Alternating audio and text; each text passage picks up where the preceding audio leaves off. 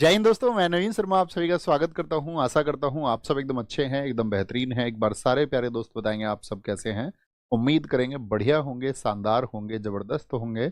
और सारे साथियों का कक्षा में स्वागत है। अनिल, महक, निकिता, जेठालाल, नवीन सर का बोझ, Chandraveer, Nilesh Rai vlogs, Siya Gupta, shining star, Akash, Sneha, Palak Tripathi, Rohit Meena, Savita Jangra, Alka Chauhan, सारे सारे सारे का वेलकम। तो दोस्त, हमने शुरू कर दिया था आपका एक बड़े टॉपिक को, बंगाल के गवर्नर, गवर्नर जनरल और वायसराय को।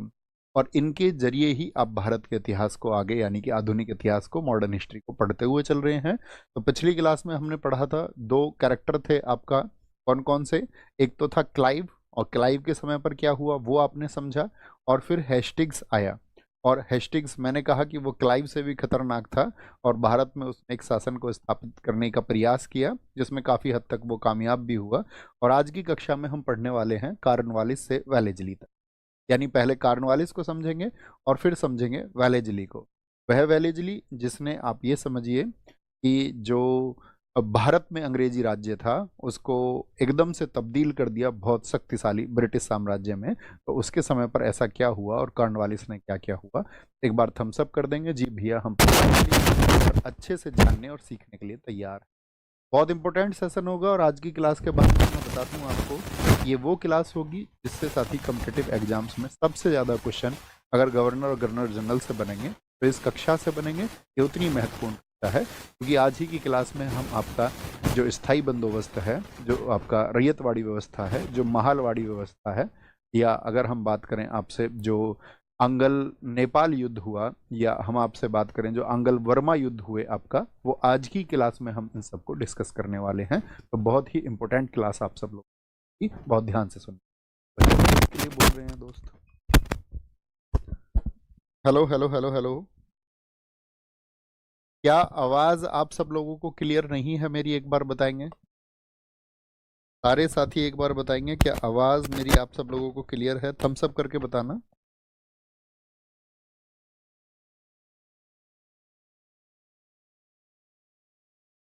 आवाज ठीक है, ठीक है, ठीक है, ओके ओके। आप चेक करो एक बार अपने मोबाइल में चला करके, चेक करके बताओ हमें।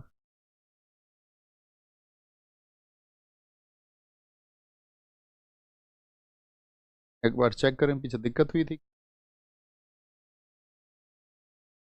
अभी ठीक है ना एकदम? ठीक है तो boss, okay okay okay okay, अभी ठीक है। तो शुरू करें, लिखें। यहाँ पर लिखेंगे आपका, मैंने बताया हेस्टिंग्स के बाद में कौन आया था लास्ट में? कल लास्ट में हमने आपको बताया था मैकफशन, मैकरप्शन। और ये आया था आपका 1785 से 86। लेकिन ये क्या रहा था? सिर्फ कुछ समय के लिए, यानी कि एक एक्टिंग गवर्नर जनरल था बंगाल का, कार्यवाहक एक्टिंग गवर्नर जनरल, जी जी लिख लें इसको, ऑफ बंगाल। ये बंगाल का एक कार्यवाहक, क्या बोलेंगे, ये बंगाल में एक कार्यवाहक गवर्नर जनरल के तौर पर आया था कुछ समय के लिए, कार्यवाहक गवर्नर जनरल था। और इसके बाद में भेजा गया आपका किसको? कार्नवालिस को, कार्नवालिस को भेजा गया। अब देखो कार्नवालिस के बारे में समझना, कार्नवालिस एक धनी व्यक्ति था। तो उसके अंदर अगर मैं बात करूं, निजी रूप से भ्रष्टाचार जैसी चीज उसके मन में मौजूद नहीं थी, लेकिन वह हर भारतीय को भ्रष्टाचारी समझता था। यानी कि जो भारत से लूट कर रहे थे अंग्रेज, वह उन अंग्रेजों को भ्रष्टाचारी ना समझ करके भ्रष्टाचार का आरोप मढ़ता है किसके ऊपर? भारतीयों के ऊपर। और वो रेसिज्म का शिकार था, आप ऐसे समझिए। यानी कि वह यूरोपियों को आपका उन्नत समझता था, उनको श्रेष्ठ समझता था, और हम भारतीयों को वह बहुत कमतर जानता था। और इसीलिए उसने आपका बहुत सारे उसके जो एक्शंस है उनमें आप देखोगे कि किस तरह से भारतीयों को एक छोटे छोटे फील्ड्स में रिजर्व कर दिया, वो हमको समझ। कार्नवालिस, तो कार्नवालिस दो बार भारत आया, एक तो 1786 से और 1793 तक। फिर इसको जो है वापस चला गया ये, लेकिन विशेष स्थितियों में इसको वापस भेजा गया। और वो विशेष स्थितियां क्या थी कि वेलेजली ने जब भारत के राजाओं से सहायक संधि के द्वारा बहुत सारे साम्राज्यों को हड़प लिया, तो उसका विरोध हुआ। और उसका विरोध खुद ब्रिटिश प्रधानमंत्री ने कहा कि वेलेस्ली का जो कार्य है वो व्यवहारिक नहीं है, एकदम से गैर कानूनी रूप से उसने भारत के राज्यों को हड़पा है या ब्रिटिश साम्राज्य में मिलाया है। तो वहां पर जो इतना खेद पैदा हुआ लोगों के मन में, जो आपका नेगेटिविटी आई ईस्ट इंडिया कंपनी के प्रति, तो उसको दूर करने के लिए वापस से भेजना पड़ा था उनको कॉर्नवालिस को। लेकिन कॉर्नवालिस जब दोबारा आया तो उसकी भारत में डेथ हो गई। ठीक है, डेथ हो गई। तो इसके 2 बार इसलिए आया है। पहली चीज, कॉर्नवालिस को हम किस चीज के लिए जानते हैं? इसको बोलना, ये नागरिक सेवा और पुलिस सेवा का जन्मदाता है। नागरिक सेवा और पुलिस सेवा का जन्मदाता। नागरिक सेवा और पुलिस सेवा का जन्मदाता। सेवा का जन्मदाता।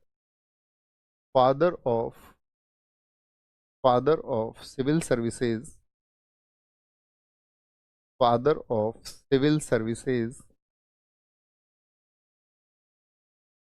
Civil services and police services. Police services. Police services. अब देखो इसने किया गया है और आकर के इन दोनों को क्यों हम फादर बोल रहे हैं, तो 2 चीजें हैं। पहले तो हम जाने किसको, उनका जो नागरिक सेवा रहा यानी कि जो सिविल सर्विस रहा, तो सिविल सर्विस के फील्ड में उसने क्या किया? सिविल सर्विस के फील्ड में उसने क्या किया?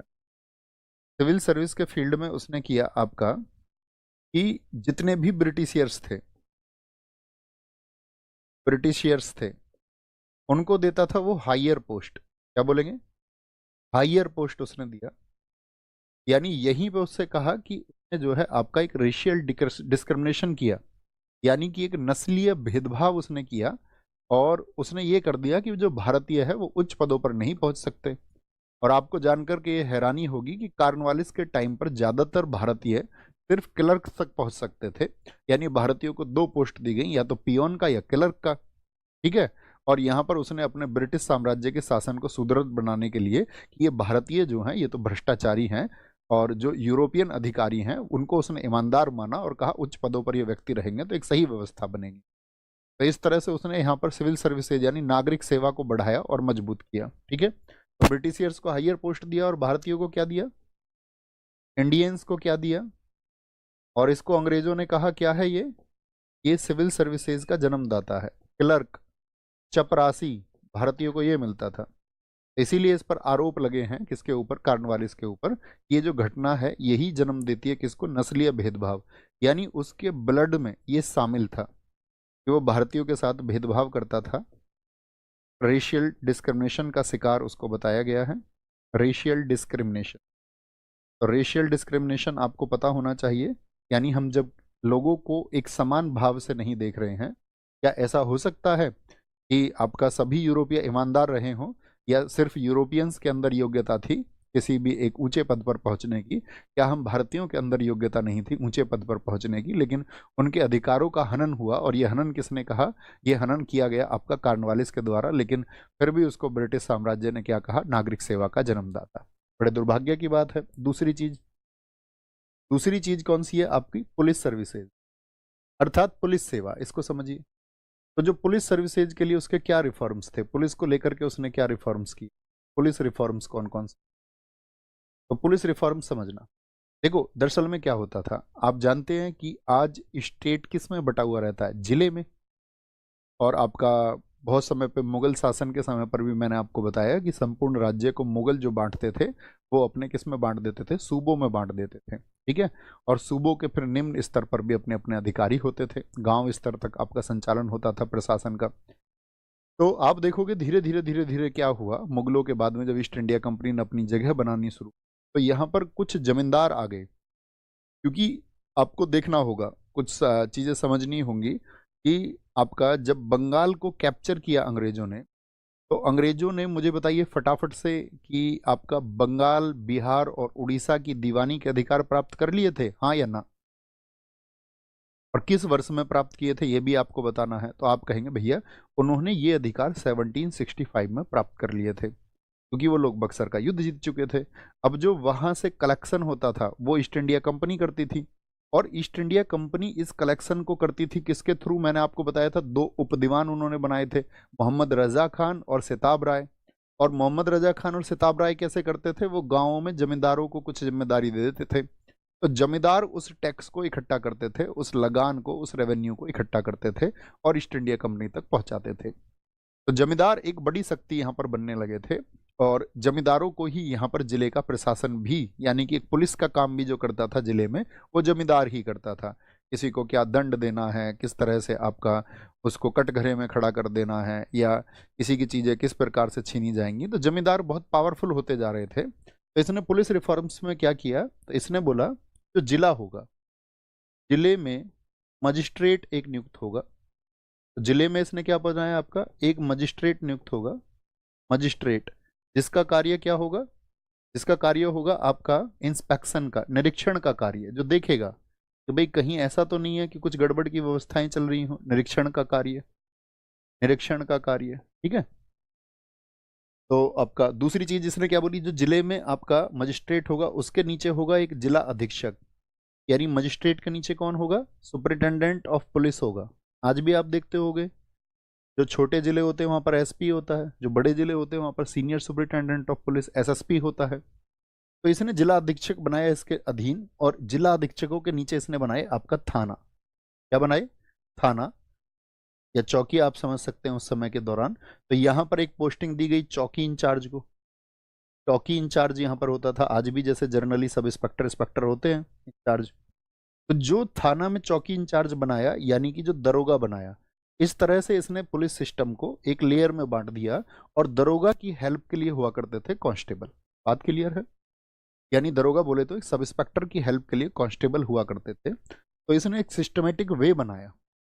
अब इस सिस्टमेटिक वे में भी एक देखो इसका क्या, इस पर क्वेश्चन मार्क लगता है कि जो इसने ये पुलिस रिफॉर्म्स किए, तो इसमें ज्यादातर दरोगा इसने कौन बनाए, तो ज्यादातर दरोगा इसने ईस्ट इंडिया कंपनी के बनाए। यानी कि दरोगा भी कौन हुआ करते थे, ज्यादातर अंग्रेज होते थे। बहुत कम मामलों में भारतीय व्यक्ति जो है या कोई भारतीय दरोगा होता था, क्या बोलेंगे, अधिकतर आपका अंग्रेज ही होते थे। तो ये दो रिफॉर्म्स इसने किए, क्योंकि कॉर्नवालिस को इन्हीं जिम्मेदारी के लिए तो ब्रिटेन भेजा उन्होंने। उन्होंने कहा हेस्टिंग्स ने जो कुछ भी किया है उसकी वजह से कुछ गड़बड़ियां या नाराजगी पैदा हुई हैं, उसके लिए आप एक काम करो, फिर से रीऑर्गेनाइज कर लो। यानी एडमिनिस्ट्रेटिव रिफॉर्म्स के लिए आपसे कभी क्वेश्चन पूछे ना, कॉर्नवालिस को भारत क्यों भेजा गया था, तो प्रशासनिक सुधार के लिए भेजा गया, और यहाँ की जो लगान व्यवस्था थी उसको ठीक करने के लिए। इसको करने के लिए, यहाँ का जो रेवेन्यू सिस्टम है और यहाँ का जो एडमिनिस्ट्रेटिव सिस्टम है उसको ठीक करने के लिए इसको भेजा गया था, कॉर्नवालिस को भेजा गया था। और कॉर्नवालिस को यूं तो कुछ व्यवस्था आपका हेस्टिंग्स के द्वारा बनी बनाई मिल गई, और बाद में इस कॉर्नवालिस ने जो व्यवस्था भारत में बनाई वो 1858 तक चली। तो कॉर्नवालिस ने जिस व्यवस्था का निर्माण किया वो कब तक चली थी, आंसर करें एक बार। तो आप बेशक ना लिखें, लेकिन आपके जहन में होना चाहिए, कॉर्नवालिस ने जो व्यवस्था बनाई उसकी शुरुआत तो हेस्टिंग्स ने कर दी, लेकिन उसको रीऑर्गेनाइज किया कॉर्नवालिस ने, और वह व्यवस्था 1858 तक चली। ठीक है, 1857 की क्रांति के बाद में जो एक्ट आया 1858, वहां तक ये चली। तो इतनी बात आपको समझ में आई, यहां तक की बात में कोई दिक्कत। तो उसने क्या किया, पुलिस के लिए रिफॉर्म्स किए और एक चौकी बना दी, जिस चौकी का एरिया उस समय पे वो रखता था 20 स्क्वायर माइल, या इस माइल तो समझते हो ना, एक माइल में कितना होता है आपका, 1600 मीटर होता है। तो यानी कि आपका 32 किलोमीटर स्क्वायर का जो एरिया होता था, या 32 वर्ग किलोमीटर का एरिया, उसमें एक थाना होता था। उसकी हेल्प के लिए कांस्टेबल, उनके सुपरविजन के लिए आपका एसपी होता था, सुपरिटेंडेंट ऑफ पुलिस, और उसके ऊपर जिला मजिस्ट्रेट होता था। इससे पहले इस व्यवस्था को कौन देखता था, तो जमींदार देखते थे। कौन देखते थे इस व्यवस्था को, भैया जमींदार देखते थे। तो इसने दो रिफॉर्म्स तो ये किए, ये हमको पता होना चाहिए, ठीक है। तो नागरिक सेवा और पुलिस सेवा, तीसरी चीज उसकी बड़े काम आता है आपका, क्या शुरू किया उसने 1793 में, 1793 में स्थाई बंदोबस्त को लागू किया। स्थाई बंदोबस्त, स्थाई बंदोबस्त लागू की। इस स्थाई बंदोबस्त को ही हम साथी आपका इस्तमरारी प्रथा भी बोलते हैं। क्या कहा जाता है इसको, इसका अन्य नाम, इसका जो अन्य नाम है, अन्य नाम था इसका इस्तमरारी प्रथा। अब तक कौन सी प्रथा चल रही थी मुझे बताएं, हेस्टिंग्स के समय पे कौन सी प्रथा चल रही थी, क्या बोलेंगे, ही implemented implemented the permanent settlement in 1793। और ये कितने क्षेत्र पर हुआ था स्थायी बंदोबस्त जो लागू हुआ था? ये आपका 19% क्षेत्र पर लागू हुआ। कितने पर? 19% क्षेत्र। भारत का 19% क्षेत्र नहीं, जो ब्रिटिश ईस्ट इंडिया कंपनी का था। ईस्ट इंडिया कंपनी के 19% क्षेत्र पर लागू हुआ था। बहुत अच्छा प्रश्न बनता है, क्योंकि अन्य प्रथाएं जो थी, क्योंकि ईस्ट इंडिया कंपनी में फिर भैया बाकी क्षेत्र पर क्या लगता था? अगर सिर्फ 19% पर लगता था तो बाकी क्षेत्र पर हम आपको बताएंगे कि इन्होंने किया आपका जो 30% क्षेत्र था उस पर बाद में महालवाड़ी, आज ही की कक्षा में आप पढ़ोगे, थोड़ा धैर्य रखना।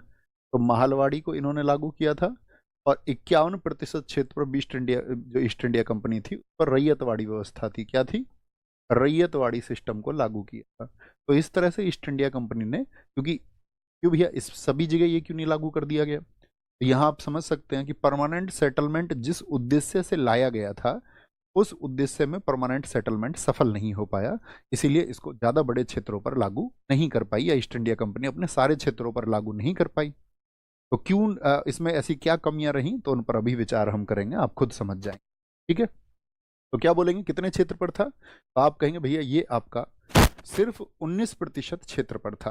अब थोड़ा सा हम आपको बैकग्राउंड में लेके चलते हैं ताकि आप समझ पाओ। तो मीर कासिम का नाम आप सबने सुना है, मीर कासिम का। तो मीर कासिम तो आप जानते हो अंग्रेजों की वजह से जब उन्होंने मीर जाफर को हटा दिया तो मीर जाफर का जो दामाद था मीर कासिम, उसको बंगाल का उन्होंने नवाब चुना था। हाँ जी, हाँ भैया बिल्कुल हम इस बात से परिचित हैं। तो जब 1760 में उन्होंने 1760 में 1760 में क्या हुआ था, इंपॉर्टेंट घटना है। 1760 में मीर कासिम ने क्या किया था? मीर कासिम ने ईस्ट इंडिया कंपनी को 3 गांव दिए थे। EIC मतलब ईस्ट इंडिया कंपनी को कितने गांव दिए थे? 3 गांव दिए थे। 3 गांव दिए थे, या हम बोले आपका 3 गांव नहीं, 3 जिले हुआ करते थे वो समय, गांव तो छोटा शब्द। 3 जिलों की दीवानी दी, ऐसे लिखिए, 3 जिलों की दीवानी, 3 जिलों की दीवानी दी। और वो 3 जिले कौन कौन से थे? उनमें एक जिला था आपका वर्धमान, तो वर्धमान भी कहा जाता था उस समय पर। दूसरा जिला था आपका मिदनापुर, बंगाल के जिले थे मिदनापुर। और तीसरा जिला था चटगांव। कौन से? चटगांव। चटगांव। 3 जिलों की जब उसको दीवानी मिल गई तो इसका क्या बोलेंगे यहाँ पर? तो यहाँ पर अंग्रेजों ने आपका इस समय पर क्या चलता था, हेस्टिंग्स के टाइम पर भी यहाँ पर चलती थी इजारेदारी प्रथा। सब जानते हैं इजारेदारी प्रथा को, जो शुरुआत में साथी आपका शुरू की गई थी। इसमें क्या होता था इजारेदारी सिस्टम में? इजारेदारी में तो भैया ऑक्शन की जाती थी, बोली लगाई जाती थी, और जो भी जमींदार ज्यादा बोली लगा देता था उसको ठेके पर भूमि दे दी जाती थी। बाद में उसको क्या कर दिया गया था आपका, आप जानते हैं, पंचवर्षीय में भी तब्दील किया गया। लेकिन पंचवर्षीय में जब तब्दील किया गया 1772 में हेस्टिंग्स के द्वारा, तो कल कक्षा में हमने आपको बताया इस वर्ष में उस व्यवस्था को बदल के 1 वर्षीय कर दिया गया था। तो वो वर्ष कौन सा था? 1776 में, अर्थात उसके 5वें वर्ष में उसको क्या कर दिया गया था? उसको कर दिया गया था वार्षिक। ठीक है, क्योंकि 5 वर्ष में भी खामियां दिख रही थी। तो 3 गांव यहाँ पर इजारेदारी प्रथा लगती थी। फिर एक क्वेश्चन और पूछेंगे, 1765 में क्या मिला था उनको? बंगाल, बिहार और उड़ीसा की दीवानी सब जानते हैं। बंगाल, बिहार और उड़ीसा की दीवानी कंपनी को मिली। उड़ीसा की दीवानी किन संधियों से मिली? तो आप बोलेंगे यहां पर हुई थी भैया इलाहाबाद संधि, इलाहाबाद ट्रीटी के द्वारा, इलाहाबाद संधियों के द्वारा इनको ये मिला। यहां तक कोई दिक्कत नहीं। अब तो यहाँ पर भी आपका इजारेदारी प्रथा चल रही थी, 1776 तक खूब इजारेदारी प्रथा चल रही थी बहुत बढ़िया से, और 1776 में पंचवर्षीय से बदल के 1 वर्षीय किया गया। तो अब इन लोगों के मन में एक विचार आया कि यार क्यों ना ऐसा किया जाए ताकि ईस्ट इंडिया कंपनी को एक फिक्स इनकम हो, एनुअली फिक्स इनकम हो, और हम ये तय कर लें कि भाई यहाँ पर ज़मीनें कैसी हैं, उन ज़मीनों में पिछले वर्ष में क्या उत्पादन हुआ है, क्या उत्पादन की दर रही है। जैसे कि अकबर के समय पर भी दहसाला प्रथा आपका टोडरमल के द्वारा लागू की गई, तो उसमें क्या हुआ था, पिछले वर्षों का अध्ययन किया गया था। तो यहाँ पर ईस्ट इंडिया कंपनी ने भी सोचा कि कुछ अध्ययन कर लें हम, और कुछ इस तरह से हम एक फिक्स अमाउंट तय कर लें कि भाई जमींदार को इतना फिक्स अमाउंट देना पड़ेगा, और वो हमको इतना फिक्स अमाउंट दे दे, ताकि एक आपका क्या हो कि आपका एक फिक्स इनकम आने लगे। अब फिक्स इनकम आने के लिए क्या करना पड़ेगा, तो एक स्थायी टैक्स भी तो आरोपित करना पड़ेगा, हाँ या ना, कि भाई ये एक फिक्स रेवेन्यू आप लोगों को देना है, या बोलें तो एक आपका निश्चित लगान आपको देना है, वो तय कर दिया जाए। और ये निश्चित लगान तय किया गया, इसीलिए तो इसका नाम है स्थायी, यानी कि अगले 10 वर्ष के लिए। पहले तो इसकी बात ये थी, फिर इसको परमानेंट कर दिया गया, हमेशा कभी भी बदला नहीं जाएगा। क्योंकि किसान भी परेशान रहते थे, अभी कोई आया नया, उसने बोला भैया 1/3 लेंगे, कोई आता था वो कहता था हम तो 1/2 लेंगे। जैसे राजाओं के समय पर भी आपने देखा, कोई 1/6 ले लेता था उपज का, कोई 1/2, कोई 1/3। बताइए, हम सब करके बताएं, इस बात को क्लियर है।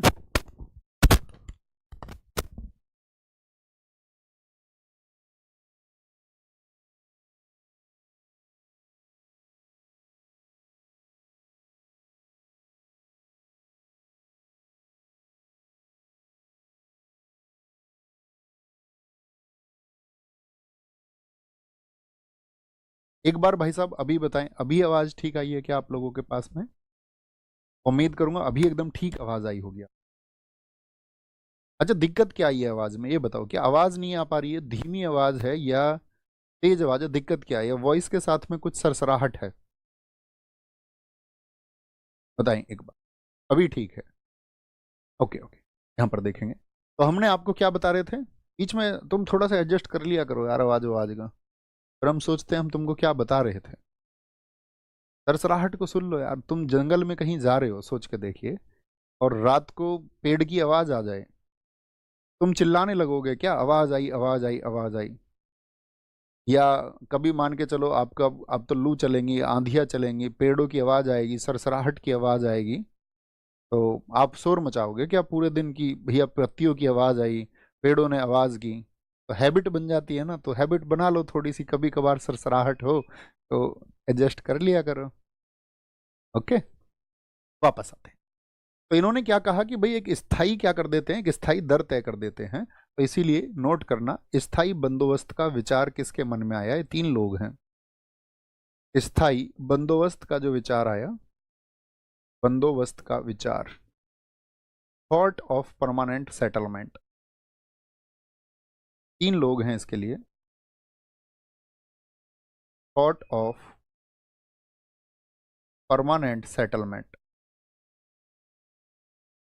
कौन व्यक्ति थे बताएं सबसे पहले, किसके सेटलमेंट किसके विचार में ये आया था। तो पहला व्यक्ति है इसमें जॉन सो,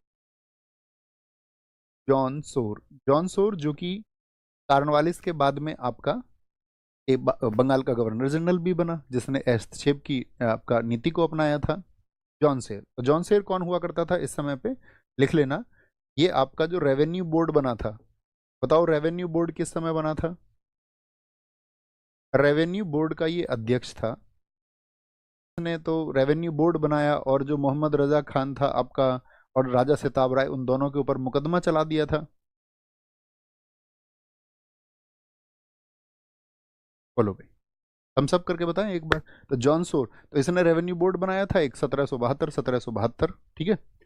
तो रेवेन्यू बोर्ड का अध्यक्ष था, इसके ख्याल में आया। एक दूसरा व्यक्ति था James grant, James grant, James grant जो व्यक्ति है साथी, जेम्स ग्रांट की क्या जिम्मेदारी थी यहाँ पर, जेम्स ग्रांट का क्या कार्य था, तो ये होता था कागजों की देखभाल, जो यहाँ पर कागजों की देखभाल करता था, यानी कि सुपरविजन ऑफ डॉक्यूमेंट्स इसके हाथ में था, यहाँ के कागजों को जो देखता था।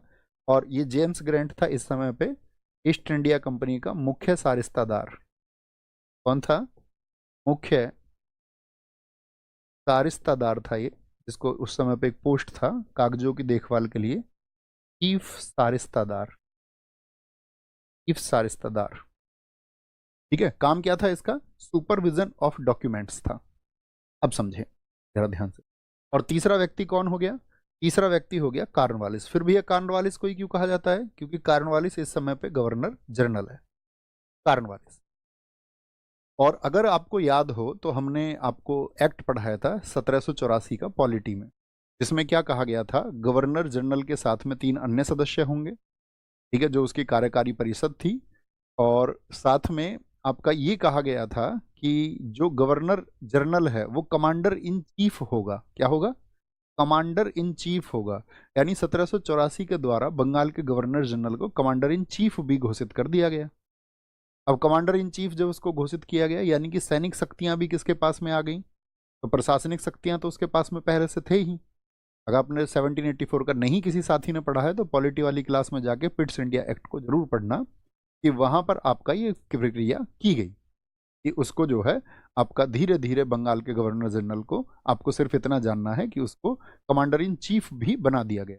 और साथ ही उसको ये भी आपका 1786 में तो एक काम और किया गया 1786 के एक्ट में, कि गवर्नर जनरल को आपका वीटो पावर भी दे दी गई।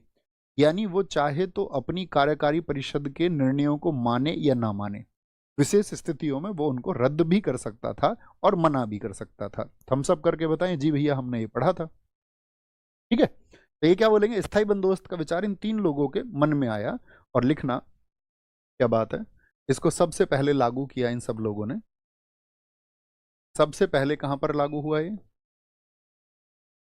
फर्स्ट इम्प्लीमेंटेड इन, सबसे पहले लागू हुआ ये आपका फर्स्ट इम्प्लीमेंटेड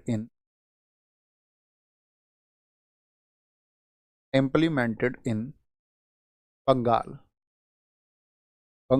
और बंगाल के बाद में फिर आपका बिहार में लागू हुआ। कहां पर? बिहार में लागू हुआ। और इस तरह से इसको इम्प्लीमेंट कर दिया। क्या कर दिया गया? राजस्व दर निश्चित कर दी गई। भाई तभी तो स्थायी कमाई होगी। राजस्व दर निश्चित कर दी गई। ठीक है, यानी कि आपका रेवेन्यू रेट वर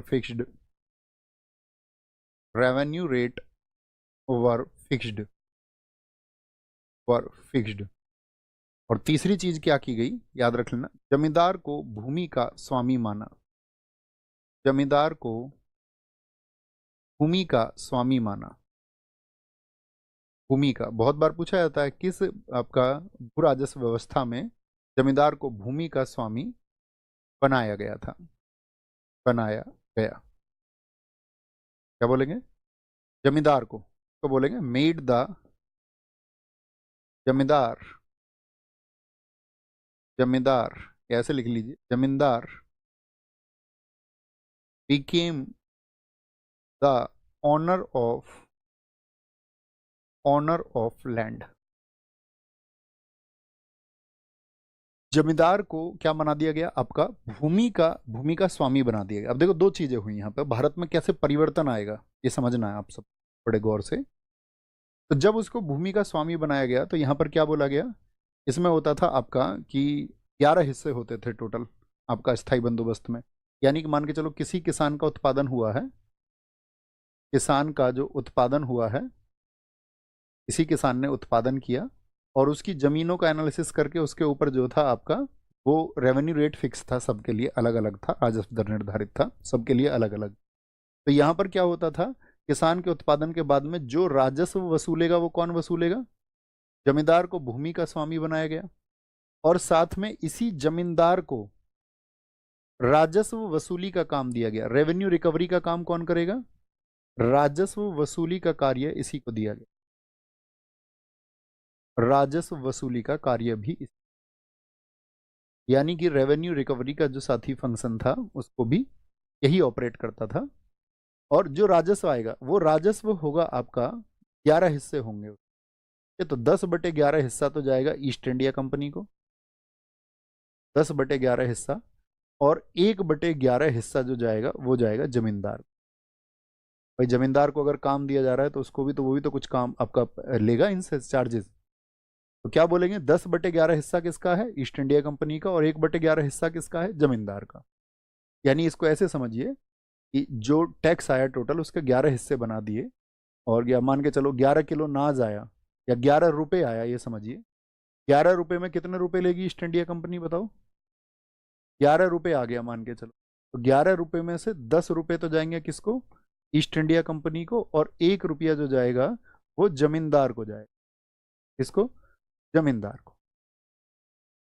हम सब करके बताएं, कॉन्सेप्ट क्लियर है, कितना पैसा जाना है। अब देखो इस व्यवस्था की वजह से हुआ क्या, अब चूंकि जो आपका लिया जा रहा है आपसे पैसा, ईस्ट इंडिया कंपनी और किसान इस रेवेन्यू को देते थे, उनके बीच में बिचौलिया कौन बन गया, जमींदार एक बिचौलिया बन गया। जमींदार एक बिचौलिया बन गया, यानी कि किसानों का जो सीधा संबंध रहा वो किससे रहा, जमींदार से, और ईस्ट इंडिया कंपनी का सीधा संबंध रहा जमींदार से। ठीक है, तो इससे क्या हुआ, दो चीजों का जन्म हुआ। एक तो पहली चीज तो ये थी, आप थोड़ा विचार अब खुद कर सकते हैं, कि जमींदार को 1 रुपया किस में से मिलना था, जो उसने रेवेन्यू इकट्ठा किया है किसानों से। और ईस्ट इंडिया को कोई मतलब नहीं था, उनको मतलब था टोटल जो रेवेन्यू हमारा फिक्स है, जैसे 11 रुपए फिक्स है, तो हमको तो भैया 10 रुपए से मतलब है। तो ये जमींदार क्या करने लगे, ये अतिरिक्त टैक्स इनके ऊपर थोपने लगे अपनी तरफ से, क्योंकि ईस्ट इंडिया कंपनी को तो किससे मतलब है, 10 रुपए से। अब मान के चलो ये यहां पर क्या कर दें, भाई 11 रुपए का इनका फिक्स बनता था, तुमको 10 रुपए दे दिए, अब ये यहां से एक्स्ट्रा 9 रुपए भी वसूल सा, तो उनको तो सिर्फ 10 से मतलब है, क्योंकि फिक्स है। फिक्स है, जो टोटल का कितना जाएगा आपका, वो लगभग 90% से आप आइडिया लगाइए, हालांकि 88% हुआ करता था। तो इससे क्या हुआ, किसानों का एक दमन शुरू हुआ। और अंग्रेज सरकार भी यही चाहती थी, किसानों का दमन नहीं चाहती थी। अंग्रेज सरकार की इसके पीछे मंशा क्या थी, कि भाई मान के चलो कि हम जमींदारों से फिक्स पैसा ले लेंगे, अब इसके बाद में जमींदार चाहे जो करें, तो जमींदारों की भी तो रुचि बढ़ेगी कि भाई किसी भी तरह से हमको उत्पादन जो है वो तो बढ़े बढ़े, और वो क्या बोलेंगे, लोगों को कृषि के लिए प्रेरित करेंगे कि भाई खेती करो, खेती करेंगे लोग तभी तो उत्पादन होगा और तभी तो रेवेन्यू जाएगा। आप कहेंगे हाँ जी, तो उन्होंने, इनके पीछे मंशा ये थी कि जमींदार जो खेती है उसको उत्पादन को बढ़ाने के लिए, खेती के उत्पादन को बढ़ाने के लिए प्रयास करेंगे। अच्छा, जमींदार भी किसानों पे जब आपका टैक्स थोप रहे थे, तो एक तो उनकी जेबें भर रही थी, और साथ में वो किसानों को प्रताड़ित इस बात के लिए कर रहे थे कि भाई तुम ज्यादा उत्पादन करो, तुमको ज्यादा उत्पादन करना होगा, ठीक है, क्योंकि जो फिक्स रेट का पैसा जाना है वो तो जाना ही है। अगर फिक्स रेट का पैसा नहीं गया तब क्या होगा, तब क्या व्यवस्था थी अगर पैसा नहीं गया, तो असली मालिक बन गए यहाँ पर आपका जमींदार। और जमींदारों को यहाँ पर दो चीजें और दी गई, इस भूमि को ये बेच भी सकते थे, ठीक है, इस भूमि को ये बेच सकते थे, इस भूमि को ये किसी के पास गिरवी रख सकते थे, इस भूमि को ये उत्तराधिकार में भी किसी अपने पुत्र वगैरह को या किसी को दे सकते थे उत्तराधिकार में, यानी कि इनको हेरिडिटरी राइट्स भी मिल गए इस जमीन को लेकर। किसान की हालत कैसी रही होगी, जरा सोच के विचार करिए। ईस्ट इंडिया कंपनी को तो अपना फिक्स पैसा लेने से मतलब है ना, अगर उसका फिक्स पैसा नहीं गया तो तब क्या होता था, ये बात समझिए। तो इस तरह से किसानों का उत्पीड़न शुरू हुआ, और इससे क्या हुआ, अंग्रेज सरकार ने कि भाई कहीं ऐसा तो ना हो पैसा ना दे पाए, तो इसके लिए बोलेंगे ये वसूली के लिए, रिकवरी के लिए, वसूली के लिए सूर्यास्त का नियम लागू किया। ये दरअसल में अगले वर्ष लागू किया गया था, सूर्यास्त का नियम। सूर्यास्त का नियम कब का है, 1674 का, सॉरी 1793 में लागू हुई, 74 कहाँ से ध्यान आ गया मुझे, 93 में लागू हुई, तो 1794 में लागू हुआ सूर्यास्त का नियम, sunset law for recovery, sunset law for recovery, recovery was introduced, was introduced. अब ये सूर्यास्त का नियम क्या था, कि भाई कहीं ऐसा तो नहीं होगा जमींदार से जो हमको फिक्स पैसा चाहिए, वो फिक्स इनकम हमारी कहीं बंद ना हो जाए, तो ये क्या करते थे, उसको एक डेट देते थे कि भाई इस दिन की शाम तक तुमको ये लगान जमा करवाना पड़ेगा, और नहीं तो क्या होगा, तुम्हारी जो जमींदारी है, जो हिस्सा तुमको दे दिया गया है, उस जमींदारी को नीलाम कर दिया जाएगा, उसको अन्य किसी जमींदार को हम सौंप देंगे और उससे हम पैसे ले लेंगे, ठीक है ना। तो वो जमींदार जो चाहेगा कि भाई मैं ये पैसा देने के लिए तैयार हूँ, भाई इसको मान के चलो, इसको इस समय पर देने हैं आपको 100 रुपये लगान देनी है, और ये 100 रुपये लगान नहीं जुटा पाया, तो फिर क्या होगा, ईस्ट इंडिया कंपनी को तो 100 रुपये चाहिए अपने। तो उन्होंने कहा कि भैया तुम ये जमींदारी, अगर कोई और व्यक्ति आकर के यहाँ पर कोई ये कहेगा कि ये 100 रुपये देने के लिए मैं तैयार हूँ, भाई जमींदार आदमी दे सकता है उस समय पे, किसानों की तो वो स्थिति नहीं थी, या कोई राजा दे सकता था। तो अगर किसी अन्य व्यक्ति ने आकर के 100 रुपये की भरपाई कर दी उस शाम तक, तो जमींदारी उसकी, या कोई व्यक्ति नहीं आया तो हम खुद अपनी तरफ से एक नीलामी करा करके आपकी जमींदारी को नीलाम कर देंगे, और चाहे आपका कोई भी अब तक उस पर कितना भी बड़ा क्षेत्र हो, आपका कोई अधिकार उस पर नहीं रह जाएगा।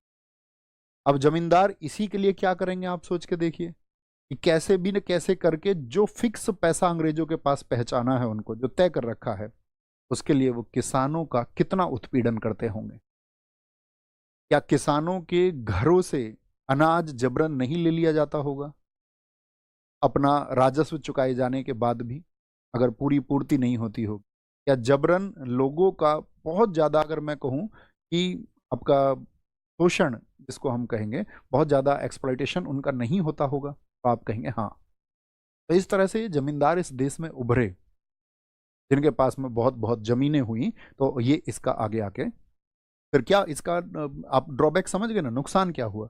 तो नुकसान क्या हुआ, अंग्रेज यानी कि जो कॉर्नवालिस सोच रहा था कि उसका परमानेंट सेटलमेंट के द्वारा सारा सॉल्यूशन निकल जाएगा, तो ईस्ट इंडिया कंपनी को तो आपका जो है आपका पैसा मिल रहा था, लेकिन किसानों का बहुत ज़्यादा शोषण हुआ, तो किसानों का एक विद्रोह हुआ, या किसानों ने एक विरोध करना आंतरिक रूप से जारी रखा ईस्ट इंडिया कंपनी के खिलाफ। तो अंग्रेज अधिकारियों को ये समझ में आया कि यार ये तो परमानेंट सॉल्यूशन नहीं निकला परमानेंट सेटलमेंट से। तो इसी समय दो व्यवस्थाओं ने और जन्म लिया था। इसके बाद में अभी साथ में ही समझाते हैं कि साथ में अच्छा समझ में आएगा। वर्ष आप देख लेना उनका, वर्ष कौन कौन से हैं किसके समय पर। एक व्यवस्था देश में आई, रैयतवाड़ी, इसको नोट करना, रैयतवाड़ी व्यवस्था, रैयतवाड़ी व्यवस्था।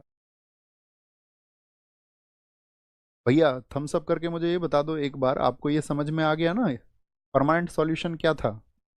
रैयतवाड़ी सिस्टम। रैयतवाड़ी सिस्टम में क्या किया गया, अंग्रेजों ने देखा कि भाई यार ये तो आपका किसानों का तो दमन हो रहा है बहुत ज़्यादा, उनको तो सप्रेस किया जा रहा है। ईस्ट इंडिया कंपनी, अब तक क्या था, ईस्ट इंडिया कंपनी किसान, और इनके बीच में बिचौलिया हुआ करते थे, जो मीडिएटर था इसमें, मीडिएटर था इसमें जमींदार। तो उन्होंने कहा कि भाई जमींदार को बीच से हटा दीजिए, जमींदार को बीच से हटा दीजिए, अब सीधे रेवेन्यू देगा ईस्ट इंडिया कंपनी का। ईस्ट इंडिया कंपनी को कौन देगा? किसान देगा, ठीक है। और इस तरह से रैयतवाड़ी को शुरू किया गया। रैयतवाड़ी व्यवस्था जो थी भारत में 51% क्षेत्र पर लागू हुई। कितने लेग क्षेत्र पर? 51% क्षेत्र पर ये लागू हुई, 51%। और इसमें क्या क्या चीजें की गई याद रख लेना। इसको इसको 1792 में पहले एक जगह लागू किया गया था इसको, मतलब परमानेंट सेटलमेंट से भी पहले 1792 में 12 महल, 12 महल जो कि तमिलनाडु में है। ये कहाँ पर है? तमिलनाडु में। तमिलनाडु में कर्नल रीड द्वारा शुरू किया गया था।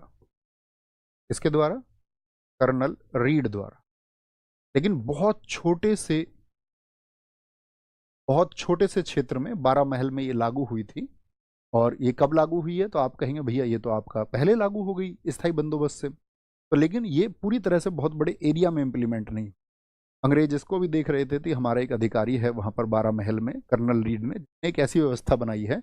इसने क्या किया था, कर्नल रीड ने 1/3 राजस्व को फिक्स कर दिया था सीधे किसान से, कि भैया तुम जो उत्पादन करो उसका 1/3 हमको दे देना, और कोई जमींदार का कोई चक्कर नहीं है, आपको किसी का शोषण कोई आपका करे, ये भी, इससे भी आप बच जाएंगे, ठीक है, आपका एक्सप्लॉयटेशन नहीं होगा, और सीधे आपको 1/3 देना है और 2/3 अपने पास रखना है। तो किसानों को भी ये समझ में आया, ठीक है, ठीक है। तो यहाँ पर जब कर्नल रीड की इस व्यवस्था को आपका छोटे से क्षेत्र के एनालिसिस के बाद में ये देखा गया कि परमानेंट सेटलमेंट के बाद में किसान बहुत नाराज हैं, तो अंग्रेजों ने निर्णय लिया कि कर्नल रीड की जो व्यवस्था है क्यों ना उसको लागू किया जाए। तो इसके लिए काम किया मुनरो ने, मद्रास का एक गवर्नर था 1820 में। यहाँ पर इसका बहुत ज़्यादा जिक्र नहीं है, ठीक है, छोटे से क्षेत्र में है। मेजर टर्म ये है 1820 में, 1820 में मद्रास के गवर्नर, क्या बोलेंगे, कहाँ पर लागू हुई है? मद्रास के गवर्नर, मद्रास का एक गवर्नर था, गवर्नर नहीं गवर्नर, मद्रास के गवर्नर थॉमस मुनरो ने थॉमस मुनरो ने शुरू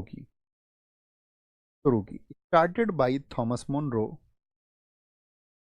स्टार्टेड बाई थॉमस मुनरो, और पूरे मद्रास में इसको जब शुरू किया गया, यही इसका वर्ष आपको याद रखना है। थॉमस मुनरो ने कब शुरू किया? स्टार्टेड बाई थॉमस मुनरो इन मद्रास। ठीक है, तो कहाँ शुरू किया गया इसको? मद्रास के गवर्नर ने शुरू किया गया। और कैसे शुरू किया? इसके बाद में इसको कहाँ पर? बम्बई में, और फिर आपका कर्नाटक क्षेत्र में जो कुर्ग है, इस तरह से इसको लागू किया गया। और साउथ में 51% क्षेत्र पर इसको लागू किया। इसको खत्म कर दिया गया बीच से, जमींदार को, यानी कि किसान कौन हो गया? भूमि का स्वामी हो गया। किसान को भूमि का स्वामी बनाया, किसान को भूमि का स्वामी बनाया। किसान को मेड द फार्मर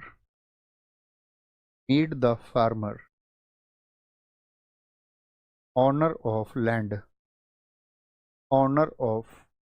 लैंड। अब इसके एक पक्ष पे आपको विचार करना होगा। एक पक्ष कौन सा है? किसान को तो सीधा स्वामी बना दिया गया भूमि का।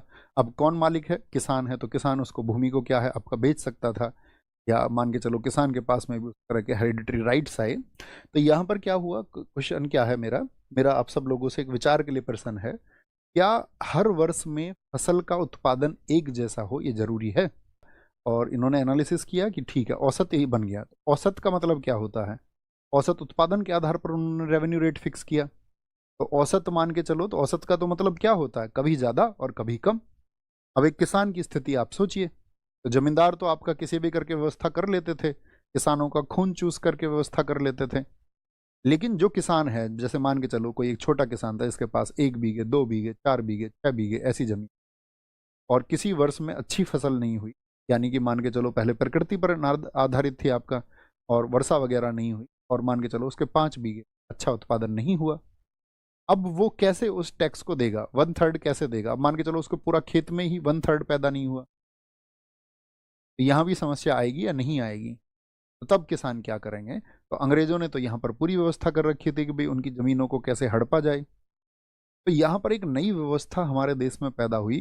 देश में जो सेठ लोग बैठे हुए थे, जिनके पास में पैसा था, या समझिए मान के चलिए जो जमींदार थे, जिनसे वो जमींदारी ले ली गई थी, तो इनके पास पैसा तो खूब था, हाँ या ना?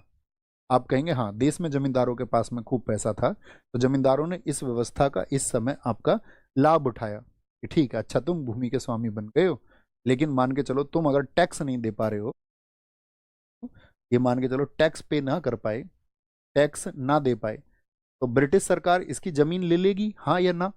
आप कहेंगे हाँ जी भैया, बिल्कुल इसकी जमीन ले लेगी। तो ये क्या करेगा? ये तो कैसे भी ना कैसे करके इस टैक्स को जमा करने के लिए प्रयास करेगा। तो यहीं पर हमारे देश में एक साहूकार व्यवस्था ने जन्म लिया, साहूकारों का जन्म हुआ देश में, साहूकारों का जन्म। साहूकार का मतलब जो मनी लैंडर्स हैं, birth of money landers. Birth of money landers से क्या मतलब है? कि जो पैसे को देते हैं ब्याज पर, सूद पर, या सूदखोर भी आप कह सकते हैं, या साहूकार कहिए। तो उस समय पे क्या हुआ? एक किसान कहता था भैया मेरे पास तो यही जमीन है, ठीक है अगले साल मैं थोड़ा सा उत्पादन बढ़ा लूंगा, और उत्पादन बढ़ा करके मैं आपका पैसा, जो आपका पैसे पर थोड़ा ब्याज है, अभी मेरी जमीन को प्लीज आप बचवा दीजिए। किसी तरह से भी मुझे अपने बच्चों का पेट पालना है इस जमीन से, और ये जमीन मेरी बचनी चाहिए। और ये लोग इसका क्या है? ये लोग इतने ईमानदार लोग थे। जो ब्याज पर पैसे देता है वो क्या ईमानदार होता है? बताइए। क्योंकि ब्याज के बारे में तो आप जानते हो ना, ब्याज के बारे में तो पर पैसे देता है वो क्या ईमानदार होता है? बताइए। क्योंकि ब्याज के बारे में तो आप जानते हो ना, ब्याज के बारे में तो लोगों ने किस तरह से गरीब लोगों को लूटा है। हर गांव में आपको व्यक्ति मिल जाएंगे जो थोड़े धनाढ्य हैं, या जिनके पास पैसे की व्यवस्था है। तो वो क्या करते हैं? आप कहेंगे कि भैया इसमें तो मजबूरी होती है लोगों की, वो मांगने, वो जबरन थोड़ी ना दे देते किसी को ब्याज पर पैसे। अरे वो जबरन ब्याज पर पैसे नहीं देते, लेकिन मानवता नाम की चीज है। जैसे कोई आप देखते होंगे, अब क्या होता है डेली में, जो आपका हम जो सुनते हैं कि ब्याज लिया जाता है लोगों से, 3% का ब्याज। उसका बच्चा अस्पताल में भर्ती है, तो आदमी आएगा 1 लाख रुपए लेगा, अब उसको ब्याज दे देंगे 3%, 5%, 10%, बहुत से लोग तो डेली वेज का 10% का ब्याज देते, हर रोज 10%। आप सुबह 1,000 रुपये लो, शाम को 100 रुपये देने पड़ेंगे। और ये पूरे भारतवर्ष में ये सिस्टम चल रहा है। गरीब को और ज्यादा गरीब बनाने के लिए ये साहूकार या सूदखोर लोग काम कर रहे हैं, जिनका आपका घर ही इस चीज से चलता है कि कैसे ब्याज उनको मिलेगा, और उनके अंदर तनिक भी मानवता नाम की चीज है। और वो कहते हैं कि हम पैसे किसी को देने थोड़ी जा रहे हैं, वो लेने ही तो आ रहा है। तो लेने आ रहा है तो कम से कम एक उचित तरीका तो हो मदद करने का, कि आप उसको पैसा दें, आप उस पैसे को जमीन में रखते, या उस पैसे को आप बैंक में जमा करते, तो ठीक है, आप बैंक और जो लाभ आपको कहीं और होता है उससे थोड़ा ज्यादा लाभ ले लो, समझ में आता है। लेकिन उसका उत्पीड़न करना, और वो हमेशा उसी काल चक्र में रह करके फिर अपनी जमीनें आज भी बेचता है। मैंने देखा है बहुत लोगों को अपने गांव में, आसपास में, बहुत जगह देखा है मैंने, किसी ने किसी व्यक्ति को थोड़े से रुपए दिए शुरुआत में, और फिर उसको, गरीब व्यक्ति था, अशिक्षित व्यक्ति था, उसके ऊपर गलत कलम चला दी गई, उसके पैसे को जगह जगह लगा करके गलत उल्टा सीधा ब्याज जोड़ करके। इवन हमारे देश में आज जो व्यक्ति ब्याज लेता है उसमें से 90% व्यक्ति ऐसा है जिस पर ब्याज की कैलकुलेशन भी नहीं होती, और फिर अंत में उसकी जमीनों को, उसके घर को और उसकी बाकी संपत्ति को हड़प लिया जाता है। ये व्यवस्था यहाँ पर अंग्रेजों ने ही इसको जन्म दिया, क्योंकि किसान अपनी जमीन बचाने के लिए कुछ ना कुछ तो करेगा, और आज भी चल रहा है ये सिस्टम देश में। तो आप कहेंगे किसानों को यहाँ पर भूमि का मालिक बना देने से उनकी समस्या जो है वो हल नहीं हुई। भूमि का मालिक बेशक बना दिया गया, लेकिन क्या समस्या हल हो गई? आप कहेंगे नहीं। जमींदारों की जगह किसने ले ली? साहूकारों ने ले ली। और हमारे देश का इस किसान का खून जो जब से चूसा जा रहा था आज तक चूसा जा रहा है, आज तक लोग उनको उसी तरह से उत्पीड़ित कर रहे हैं। तो फिर तीसरी व्यवस्था ने जन्म ली। तीसरी व्यवस्था तो कितने % एरिया पे था इनका? अब तक तीसरी व्यवस्था आई, महालवाड़ी।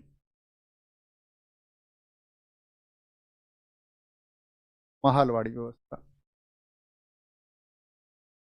महालवाड़ी सिस्टम। महालवाड़ी व्यवस्था क्या है आपका? तो क्या बोलेंगे इसमें क्या होता था? अब इन्होंने देख लिया भी किसान जो है आपका, किसान वो अलग अलग अलग अलग अलग, किसी के पास कुछ, किसी को रेवेन्यू देना है, उसका बड़ा रजिस्टर मेंटेन करना पड़ता था। तो और उसमें फिर आपका साहूकारी व्यवस्था जन्म लिया। इन्होंने एक नई व्यवस्था को जन्म दिया। इसमें क्या किया गया? महाल। महाल बोला जाता था गांव को, महाल। महाल किसको बोला इन्होंने? गांव को। ग्राम से सामूहिक वसूली होगी, और एक गांव में एक व्यक्ति तय कर दिया जाएगा, सामूहिक वसूली। ठीक है, एक कलेक्टिव, क्या बोलोगे? Collectively recovery from village. Collectively recovery from villages, ये होगा। और क्षेत्र कितना बचा हुआ था? 30%। 30% क्षेत्र किसका क्षेत्र है? भारत का नहीं, ईस्ट इंडिया कंपनी का क्षेत्र। तो जब सामूहिक रूप से वसूली होगी, ठीक है, और यहां पर क्या होगा? अभी तक क्या था? किसान मालिक था, लेकिन यहां पर चीजें बदल गई थोड़ी। यहां पर कंपनी ने खुद को भूमि का मालिक बना ली, भूमि का मालिक। और ये भी हमारे किसानों के उत्पीड़न की एक कहानी है। कंपनी को भूमि का मालिक बना दिया गया, और आप सोचिए इसमें दर कितने रखी गई पता है? जगह जगह पर आपका 50 से लेकर के 80% तक, 50 से लेकर के 80%। आप सोचिए किसान यदि 80% दे देगा, हालांकि 1855 में इसको अंग्रेज सरकार ने 55, आपका 1855 में इसको 50% कर दिया था, 50% कर। 50% पे भी सोचिए, जैसे आप में से ज़्यादातर बच्चे किसानों के होंगे, या कम से कम आप जानते होंगे खेतों की हालात को, या मेरी ही तरह आप भी ग्रामीण परिवेश के बच्चे रहे होंगे, तो वो गांव की हालात समझ सकता है। जिसने खेतों में काम किया हो तो वो किसान की हालात को समझ सकता है। आपके मोहल्ले पड़ोस में तो कम से कम काम करता होगा। जो किसान सूर्य दो से पहले, सूर्य के उगने से पहले खेत पे पहुंच जाए, और जब सूर्य उसके एकदम से सीधे सिर पर हो, उस समय तक जो हिम्मत करे वो किसान, जो इस देश में अन्न को उत्पादित करे ताकि इस पूरी दुनिया का पेट भर पाए, वो किसान, अगर उससे 80% आप ले लोगे तो उसके पास क्या बचेगा? तो ये अंग्रेजों की लूट है, ये सब, ये व्यवस्था ही नहीं है, ये लूट है। ठीक है, तो इसको किसके द्वारा शुरू किया गया था? 1822 में हाल्ट मैकेंजी द्वारा शुरू किया। हाल्ट मैकेंजी द्वारा क्या करते थे? एक मुखिया चुनते थे, स्टार्टेड बाई हाल्ट मैकेंजी। और कहां पर शुरू किया गया इसको? तो जैसे पंजाब के क्षेत्र में, जो उत्तर पश्चिम के क्षेत्र थे, यूपी हो गया, ये आप सीधे सीधे लिख सकते हैं नॉर्थ वेस्ट में, यानी कि उत्तर पश्चिम भारत में इसको लागू किया गया। ठीक है, हल्ट मैकेंजी द्वारा। और सामूहिक वसूली के लिए कौन व्यक्ति होता था यहाँ पे? मुखिया द्वारा। गांव में एक मुखिया चुना जाता था, मुखिया द्वारा।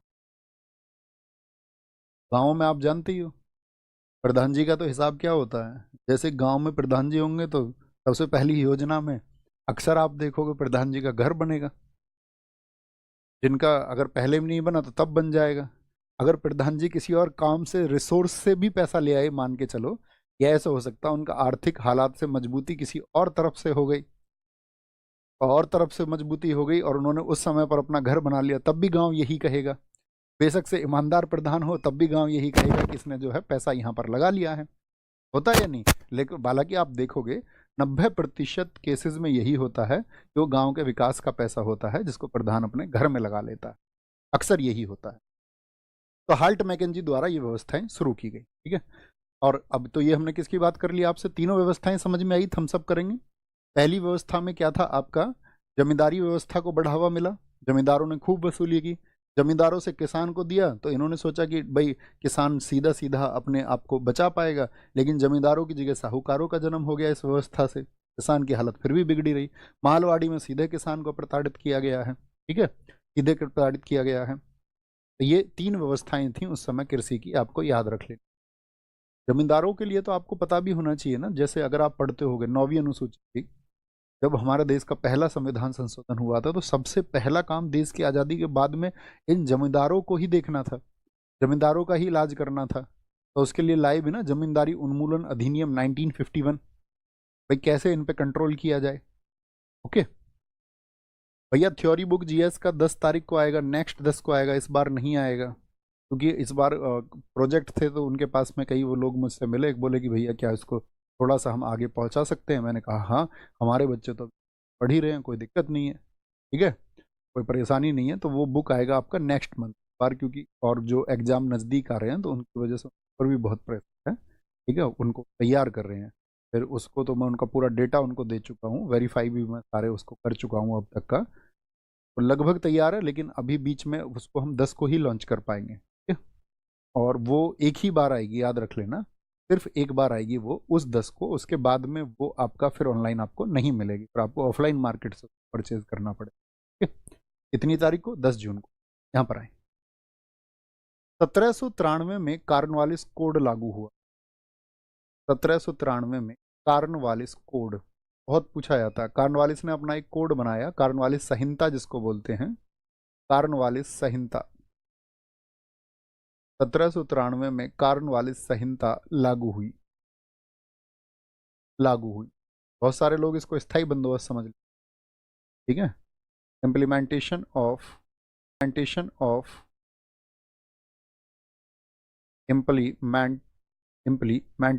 ऑफ कार्नवालिस कोड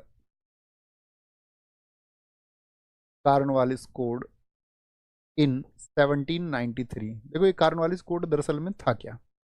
पहली चीज इसमें थी कि जो कलेक्टर थे, कलेक्टर समझ रहे हैं? कलेक्टर कौन का काम होता था? कलेक्टर को आज आप किस नाम से जानते हैं बताएंगे? कलेक्टर सिर्फ राजस्व निर्धारण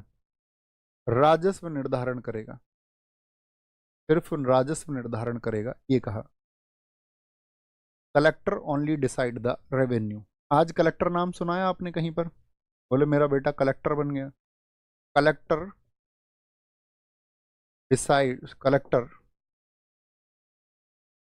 ओनली डिसाइड्स द रेवेन्यू, ये समझिए। Collector will decide the revenue only. Collector भैया डीएम को बोलते हैं, आईएएस को बोलते हैं। तो देखो इसमें एक शब्द लिखा हुआ है कलेक्ट। कलेक्ट का मतलब क्या था? क्या इकट्ठा करना? राजस्व को इकट्ठा करना, लगान को इकट्ठा करना। और जो शोषण होता था किसानों से उसका उनको कोई मतलब नहीं था, उनको सिर्फ कलेक्ट करना था। और आज देखिए, आज भी इस इतने गड़बड़ वाले पद को आज भी इस्तेमाल किया जाता है। कैसे? किसानों से। आप भावनाएं समझिए, इनका काम था कलेक्ट करना, किसानों से कलेक्ट करते थे रेवेन्यू को, किसी भी हालत में करते थे, और आज भी उसको कलेक्टर कहा जाता है। अब आप कहोगे भैया हमारे देश में तो बड़ा सम्मान किया जाता है, जो लोग आपका अधिकारी बनते हैं बहुत सम्मान उनको दिया जाता है, और जीवन जब यूपीएससी के रिजल्ट आते हैं तो जिनके बच्चे टॉप कर जाते हैं उनको, उनके परिवारों को भी बड़ी सम्मान की दृष्टि से देखा जाता है। और किसी का बच्चा अगर किसान है, खेत में मेहनत कर रहा है, तो उसको भी उतनी शायद दृष्टि से देखा ही नहीं जा सकता, मतलब आप भी समझ सकते।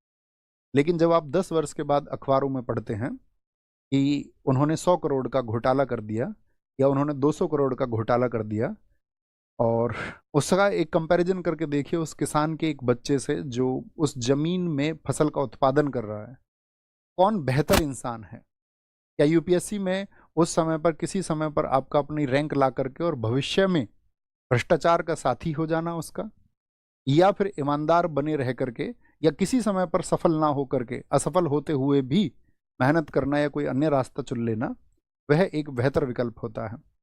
और देश में 90% अधिकारियों का यही हाल है। ये विडंबना है, ठीक है। इसके लिए आपको भ्रष्टाचार की जड़ों को समझना होगा कि भ्रष्टाचार क्यों है, और हम और आप कहीं ना कहीं उस भ्रष्टाचार का एक कारण है। आप खुद इस बात के एनालिसिस पर पहुंचोगे। तो कलेक्टर सिर्फ राजस्व निर्धारण करेगा, क्योंकि देखो कलेक्टर अगर गलत तरीके से राजस्व निर्धारण करेगा, आप सोच के देखिए, और किसान को जो समस्या होगी, यानी वसूली भी यही करता था पहले, पहले तो वसूली भी यही करता था, डिसाइड भी यही करता था, वसूली भी यही करता था, रिकवरी भी यही करता था। तो किसानों के साथ में जो अन्याय होगा उसके लिए किसान किसके पास में जाएंगे। तो कार्नवालिस ने कहा नहीं भाई साहब, आप सिर्फ डिसाइड करोगे, आप सिर्फ डिसाइड करोगे, वसूली कोई अन्य व्यक्ति करे, ताकि वसूली जब अन्य व्यक्ति करे, अगर कोई आपका मान के चलो वो शामिल है किसान के साथ में, कोई आपका प्रताड़ित प्रताड़ित किया गया किसी किसान को, उसको किसी भी तरह से उसका शोषण किया गया, तो वो कम से कम जाकर के आपके पास आकर के गुहार लगाएगा। लेकिन अगर आप ही वसूली करने वाले होंगे तो आपसे तो ईमानदारी की फिर जो है, अगर सोचे कि भैया ईमानदारी की आप सब लोगों से किसी भी प्रकार की उम्मीद करनी फिर तो मुश्किल हो जाएगी। तो इसीलिए उसने कलेक्टर सिर्फ राजस्व का निर्धारण करेगा। दूसरी चीज, फौजदारी मामलों में इसने क्या किया, जितने भी क्रिमिनल मैटर्स होते हैं, फौजदारी मामलों में सिर्फ यूरोपीय न्यायाधीश, सिर्फ यूरोपीय न्यायाधीश, यूरोपीय न्यायाधीश, यानी जितने भी आपका क्रिमिनल मैटर्स होंगे, मैंने आपको बताया था फौजदारी मामले क्या होते हैं और दीवानी मामले क्या होते हैं। दीवानी मामले जमीन आदि संबंधित, ये आपका हत्या लूट आदि इन सबसे संबंधित। इस तरह के मामलों में सिर्फ कौन होंगे, क्या बोलेंगे, ओनली, क्या बोलेंगे, यूरोपियन जज इन सिविल मैटर, सिविल नहीं sorry, in criminal matters, in criminal matter. एक चीज इसने की, गवाही में, गवाही में, गवाही में धर्म आधार नहीं होगा, धर्म आधार नहीं होगा, गवाही में धर्म आधार नहीं होगा, यानी कि religion will not be A, religion will not be A basis, basis in testimony, testimony। ये क्या चीज थी, देखो ये चीज थी। आपसे पूछा जा सकता है किस संहिता में गवाही को धर्म का आधार नहीं माना गया। तो कॉर्नवालिस कोड में क्या था कि पहले अगर किसी मुस्लिम व्यक्ति के साथ में कोई अत्याचार हुआ, या मान के चलो किसी मुस्लिम व्यक्ति की हत्या हो गई, तो उस मुस्लिम व्यक्ति की हत्या में गवाही कौन देगा, एक मुस्लिम व्यक्ति ही देगा, हिंदू की गवाही उसमें नहीं चल पाएगी। तो इस तरह से आपका कोड चल रहा था, उसको कार्नवालिस ने आकर के खत्म किया। उसने कहा संहिता में, यानी किसी व्यक्ति के लिए कोई भी गवाही है तो उसमें धर्म आधार नहीं हो सकता, यानी अन्य धर्मों के व्यक्तियों के क्या होगा, आपका गवाही जो है उनके द्वारा की गई गवाही मान्य होगी। हम सब करें, बात क्लियर है, कार्नवालिस कोड क्लियर है। एक कार्नवालिस के समय क्या हुआ, 1791 में बनारस में, बनारस में संस्कृत कॉलेज की स्थापना हुई। बहुत पूछा जाता है किस वर्ष में हुई संस्कृत कॉलेज की स्थापना, स्थापना जोनाथन डंकन ने की, जोनाथन डंकन ने की, जोनाथन डंकन ने की। इस्टेब्लिशमेंट ऑफ संस्कृत कॉलेज, कोई बता सकता है आज इस किस नाम से जानते हैं हम इस कॉलेज को, बनारस के बच्चे बताएंगे, जो वाराणसी के आसपास के बच्चे हों वो बताएं। Establishment of Sanskrit college by Jonathan Duncan by Jonathan Duncan in 1791 in Banaras. In Banaras. कितने दोस्त बताएंगे? बहुत बढ़िया भैया, इसको संपूर्णानंद बोलते हैं। बीएचयू कह रहे हैं कई साथी, तो बीएचयू नहीं यार। बीएचयू तो जब एनी बेसेंट देश में आएंगी तो वो बनाएंगी सेंट्रल हिंदू कॉलेज, CHC 1898 में वो बनेगा बीएचयू। ये तो आपका क्या किया गया, इसको फिर बाद में जब देश आजाद हुआ तो इसको बोला गया संपूर्णानंद। इन्हीं के प्रयासों से, संपूर्णानंद नामक व्यक्ति थे, संपूर्णानंद विश्वविद्यालय इसको कहा गया। कब? 1958 से, 1958 से। और फिर इसको बोला गया बाद में संपूर्णानंद संस्कृत विश्वविद्यालय। संस्कृत विश्वविद्यालय ये किया गया नाम इसका, संपूर्णानंद संस्कृत यूनिवर्सिटी 1974 से 1974। अब हम आपसे पूछेंगे कि कॉर्नवालिस को जो बोर्ड ऑफ कंट्रोलर्स था, BOC ने जो उद्देश्य दिया कि भारत में प्रशासनिक व्यवस्था का सुधार करना है और यहाँ की लगान व्यवस्था को सुधार करना है, तो क्या कॉर्नवालिस उसमें पूरी तरह से सफल हुआ था? अगर मैं इससे कहूँ तो आप इस पर एक लेख लिख पाएंगे? बताएं सारे लोग। आप कहेंगे हाँ भैया हम इस पर लेख लिख सकते हैं कि कैसे उसकी जो आपका परमानेंट सेटलमेंट की सोच थी, स्थायी बंदोबस्त विफल रही, उसके बाद में जो अन्य व्यवस्थाओं ने जन्म लिया वह भी किस प्रकार से विफल रही। फिर भी इसकी इन व्यवस्थाओं को 1858 तक चालू रखा गया। ठीक है, 1800 बोलेंगे कब तक? 1858 तक। बोलो भैया मजा आया? फिर उतना नहीं पढ़ना, कॉर्नवालिस अस्थायी बंदोबस्त का जन्म। उस स्थायी बंदोबस्त ने इस देश के ऊपर प्रभाव क्या डाला, उस स्थायी बंदोबस्त में अंग्रेजों ने किया क्या, किन किन व्यवस्थाओं ने उसकी वजह से जन्म लिया। आपका एकदम से माइंड जो है ओपन होना चाहिए कि भाई क्या हुआ था दर। ओके, आगे आएंगे। इसके बाद में कॉर्नवालिस वापस गया तो फिर आया आपका जॉन सोर। जॉन सोर, जॉन सोर आया, वो कब गया आपका? 1793 में। 1793 से 98 तक। इसका लगभग एक शांत सा कार्यकाल है, लेकिन इसकी एक नीति है जो बहुत चर्चित रही, अहस्तक्षेप की नीति। अहस्तक्षेप की नीति का इसने पालन किया। अहस्तक्षेप की नीति क्या थी ये समझे। पॉलिसी ऑफ नॉन इंटरवेंशन, ये थी नॉन इंटरवेंशन पॉलिसी ऑफ। तो यहां पे क्या था आपका कि इनका उद्देश्य ये था कि जो भारतीय राजा हैं, तो आप देख रहे हैं क्लाइव कैसे इंटरेस्ट लेता था, या अच्छा फ्रांसीसी बताइए इंटरेस्ट लेते थे या नहीं लेते थे? भारत के राजनेताओं के उनको आंतरिक रूप से सैनिक दे करके उनसे संबंध बनाना, ठीक है, एक राज्य को दूसरे राज्य के खिलाफ भड़का देना, या दो राज्य एक दूसरे के विरोधी हैं तो एक पक्ष में अगर ईस्ट इंडिया कंपनी गई है तो दूसरे में फ्रांसीसी चले जाते थे, मजबूरी में चले जाते थे कि चलो अब तो हमारे पास कोई और ओपन क्षेत्र नहीं है तो कम से कम इन्हीं का साथ दे लो। तो बहुत ज़्यादा इन लोगों के बीच में कॉन्फ्लिक्ट होते थे, हाँ या ना? आप कहेंगे हाँ जी खूब होते थे। तो इस जॉन सवेर ने क्या किया कि हम चलेंगे आपका किस पर? पॉलिसी ऑफ नॉन इंटरवेंशन, अर्थात हम ना तो किसी राज्य को अपना शत्रु बनाएंगे और ना किसी राज्य को अपना मित्र बनाएंगे। मतलब हमें कोई मतलब नहीं है किन के बीच में संघर्ष चल रहा है। जैसे मराठे इसके पास आए, उनका जो क्या है आपका एक निजाम, आप जानते हो सारे लोग, निजाम के तो अच्छे संबंध होते थे अंग्रेजों से, ठीक है, हैदराबाद के निजामों के, क्योंकि अवध बंगाल जब इन्होंने सारे क्षेत्रों को जीत लिया तो अवध तो इनके सबसे पास में था। अवध को इन्होंने कब मिलाया था? 1801 में मिलाया सहायक संधि से। लेकिन उससे पहले इनका जो निजाम हुए थे आपके अवध क्षेत्र के बाद में नीचे जो आपका हैदराबाद के निजाम थे, निजामियत कहाँ पर थी? हैदराबाद में, उनसे अच्छे संबंध थे इनके। अब अच्छे संबंध थे तो निजाम इनके पास में हेल्प लेने आया मराठों के खिलाफ में, और मराठों के खिलाफ जब वो हेल्प मांगने आया तो इन्होंने मना कर दिया।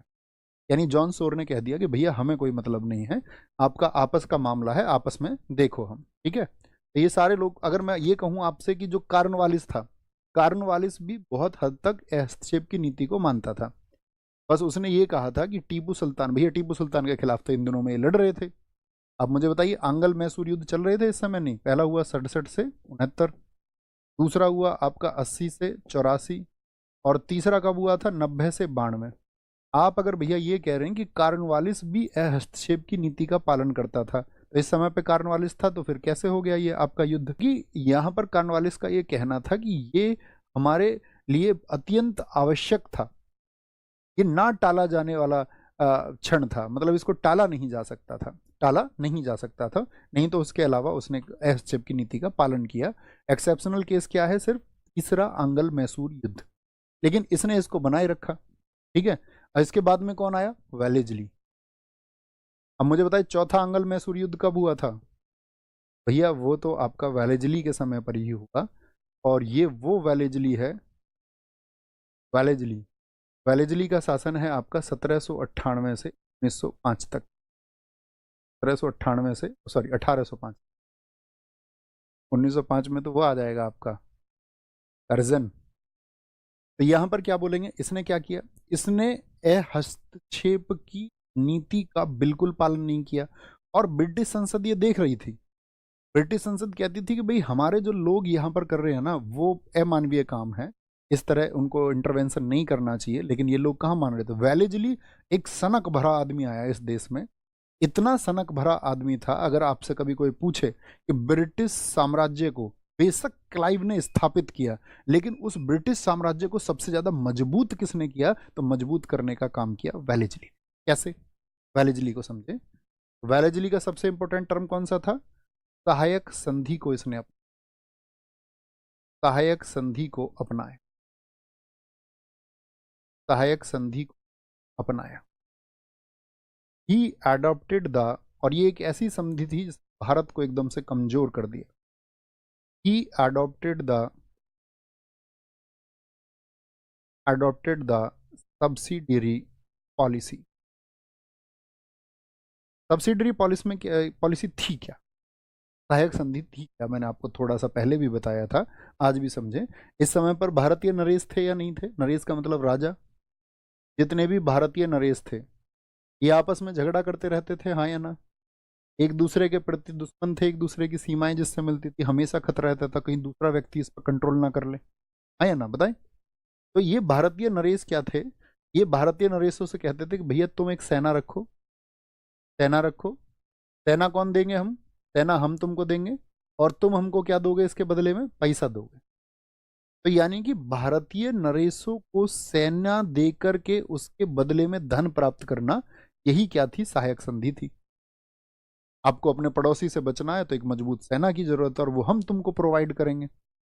और साथ में यहाँ पर एक व्यवस्था क्या रखी गई थी? मैंने कहा था एक रेजिडेंट रखना पड़ेगा। और शुरू में तो ये लोग ये कहते थे कि ये रेजिडेंट जो होगा ना तुम्हारे यहाँ पर, ये तुम्हारे प्रशासन में किसी भी प्रकार की दखल अंदाजी नहीं करेगा। लेकिन धीरे धीरे क्या हुआ था? रेजिडेंट ने सभी भारतीय राजाओं की जो आंतरिक राजनीति थी उसमें भी दखल देना शुरू किया, उसमें भी इन्होंने अपना इंटरेस्ट रखना शुरू किया, और उसी की वजह से भारतीय नरेशों का शासन में बिल्कुल भी मन नहीं रहा, क्योंकि जब कंट्रोल इनके द्वारा कर लिया गया। जैसे टीपू सुल्तान के समय आप देखिए, टीपू सुल्तान किसका सहयोगी था? ईस्ट इंडिया कंपनी या फ्रांसीसियों का सहयोग लेता था? तो आप कहेंगे फ्रांसीसियों ने जम करके उसके यहाँ पर आपका बहुत प्रशिक्षित सैनिकों को भर्ती किया, फ्रांसीसियों ने बहुत पैसा प्राप्त किया टीपू सुल्तान से, और ये होड़ थी। तो ये लोग, एक उद्देश्य तो इनका भारत में अपने साम्राज्य को बढ़ाना था, इंपीरियलिज्म को देखना था, इनको अपना जो एम्पायर था वो एक्सपेंड करना था। दूसरा, वेलेजली के समय पर एक समस्या और थी। फ्रांस में एक शासक था नेपोलियन। नेपोलियन का सपना था इसी समय पर, नेपोलियन का सपना था कि वो आपका जा करके पहले मिस्र को जीते और फिर भारत को जीते। वो सिकंदर की तरह खुद को देखना चाहता था कि जहां तक सिकंदर गया उससे ज्यादा तक मैं जाऊंगा। एक खतरा तो ईस्ट इंडिया कंपनी के ऊपर ये भी था जब नेपोलियन का उदय हुआ कि नेपोलियन भारत में कभी भी आ सकता है। हालांकि नेपोलियन की हार हो गई थी बाद में 1815 के युद्ध में, और वाटरलू के युद्ध में वो हारा। जब आप विश्व इतिहास पढ़ेंगे, फ्रांस के बारे में आप पढ़ेंगे तो जानेंगे।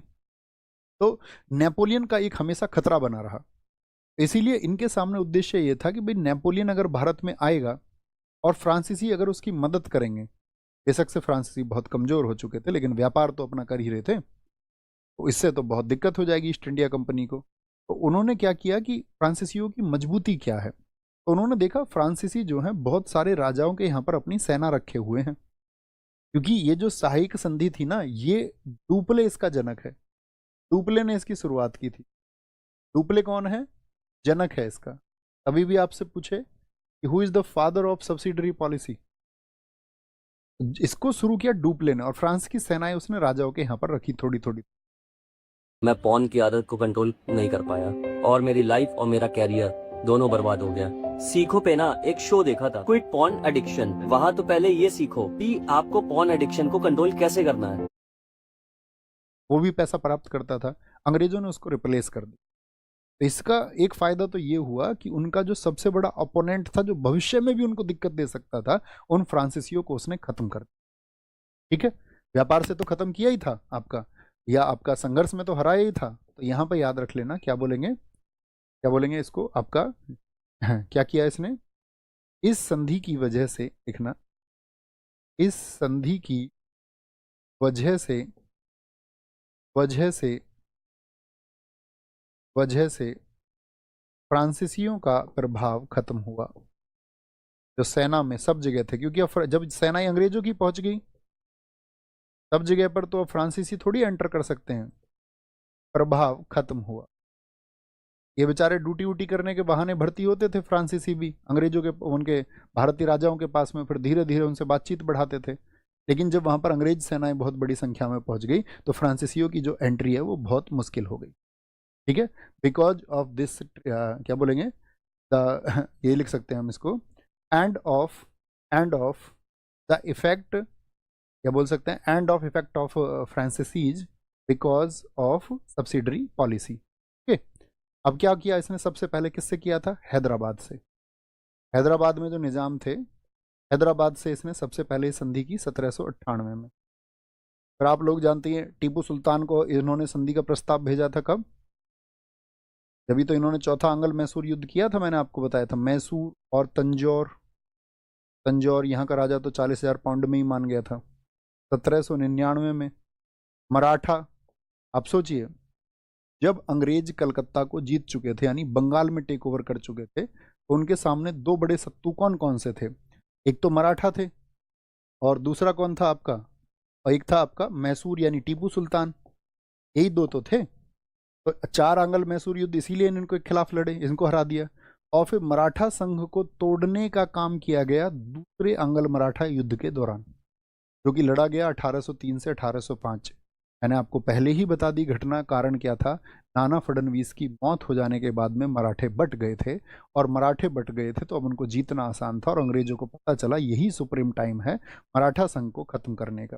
तब से उन्होंने प्रयास किए, मैंने आपको बताया था, मराठाओं से उन्होंने अलग अलग संधि की, देवगांव संधि, सुरजी अर्जुगांव की संधि, आपका एक राजापुर घाट की संधि। हम सब करके बताएं, जी भैया हमारे एकदम से ध्यान में है, एक बिल्कुल ध्यान में।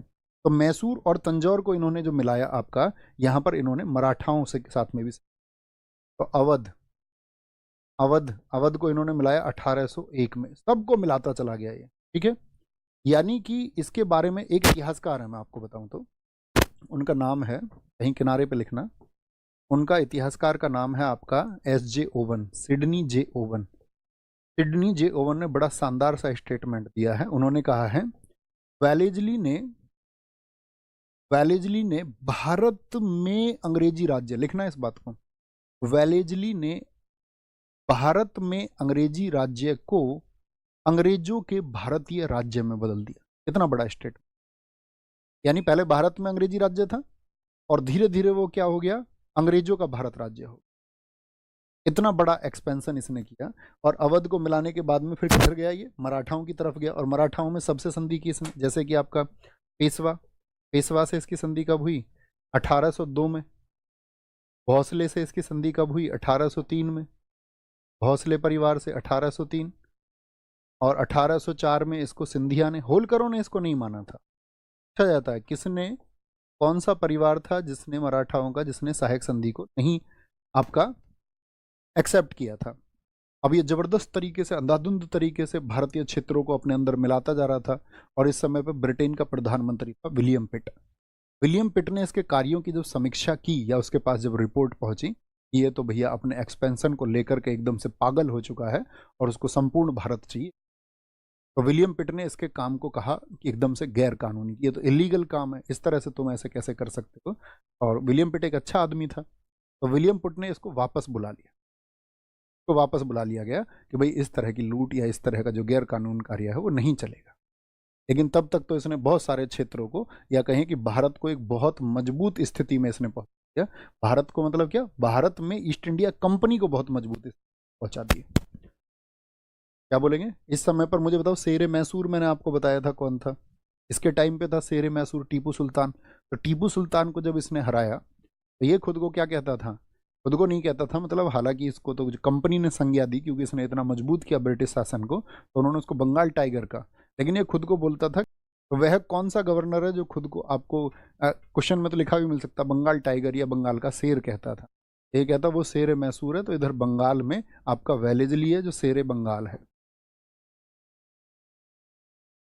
लिख लेना इसका जो टाइटल है, टाइटल क्या है इसका, बंगाल का शेर, बंगाल का शेर, लायन ऑफ बंगाल, या बंगाल टाइगर भी लिख लें, वही बात होगी।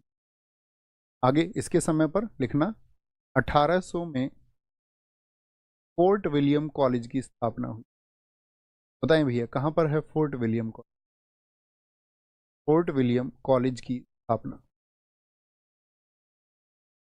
कॉलेज की स्थापना, establishment of fort William college, establishment of fort William college.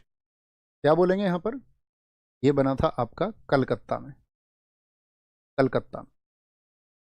और फोर्ट विलियम कॉलेज का जो पहला प्रेसिडेंट बना था, पहला जो इसका अध्यक्ष था, first president, establishment of fort William college in 1800 इन कलकत्ता, और इसका पहला प्रेसिडेंट बना था चार्ल्स आयर।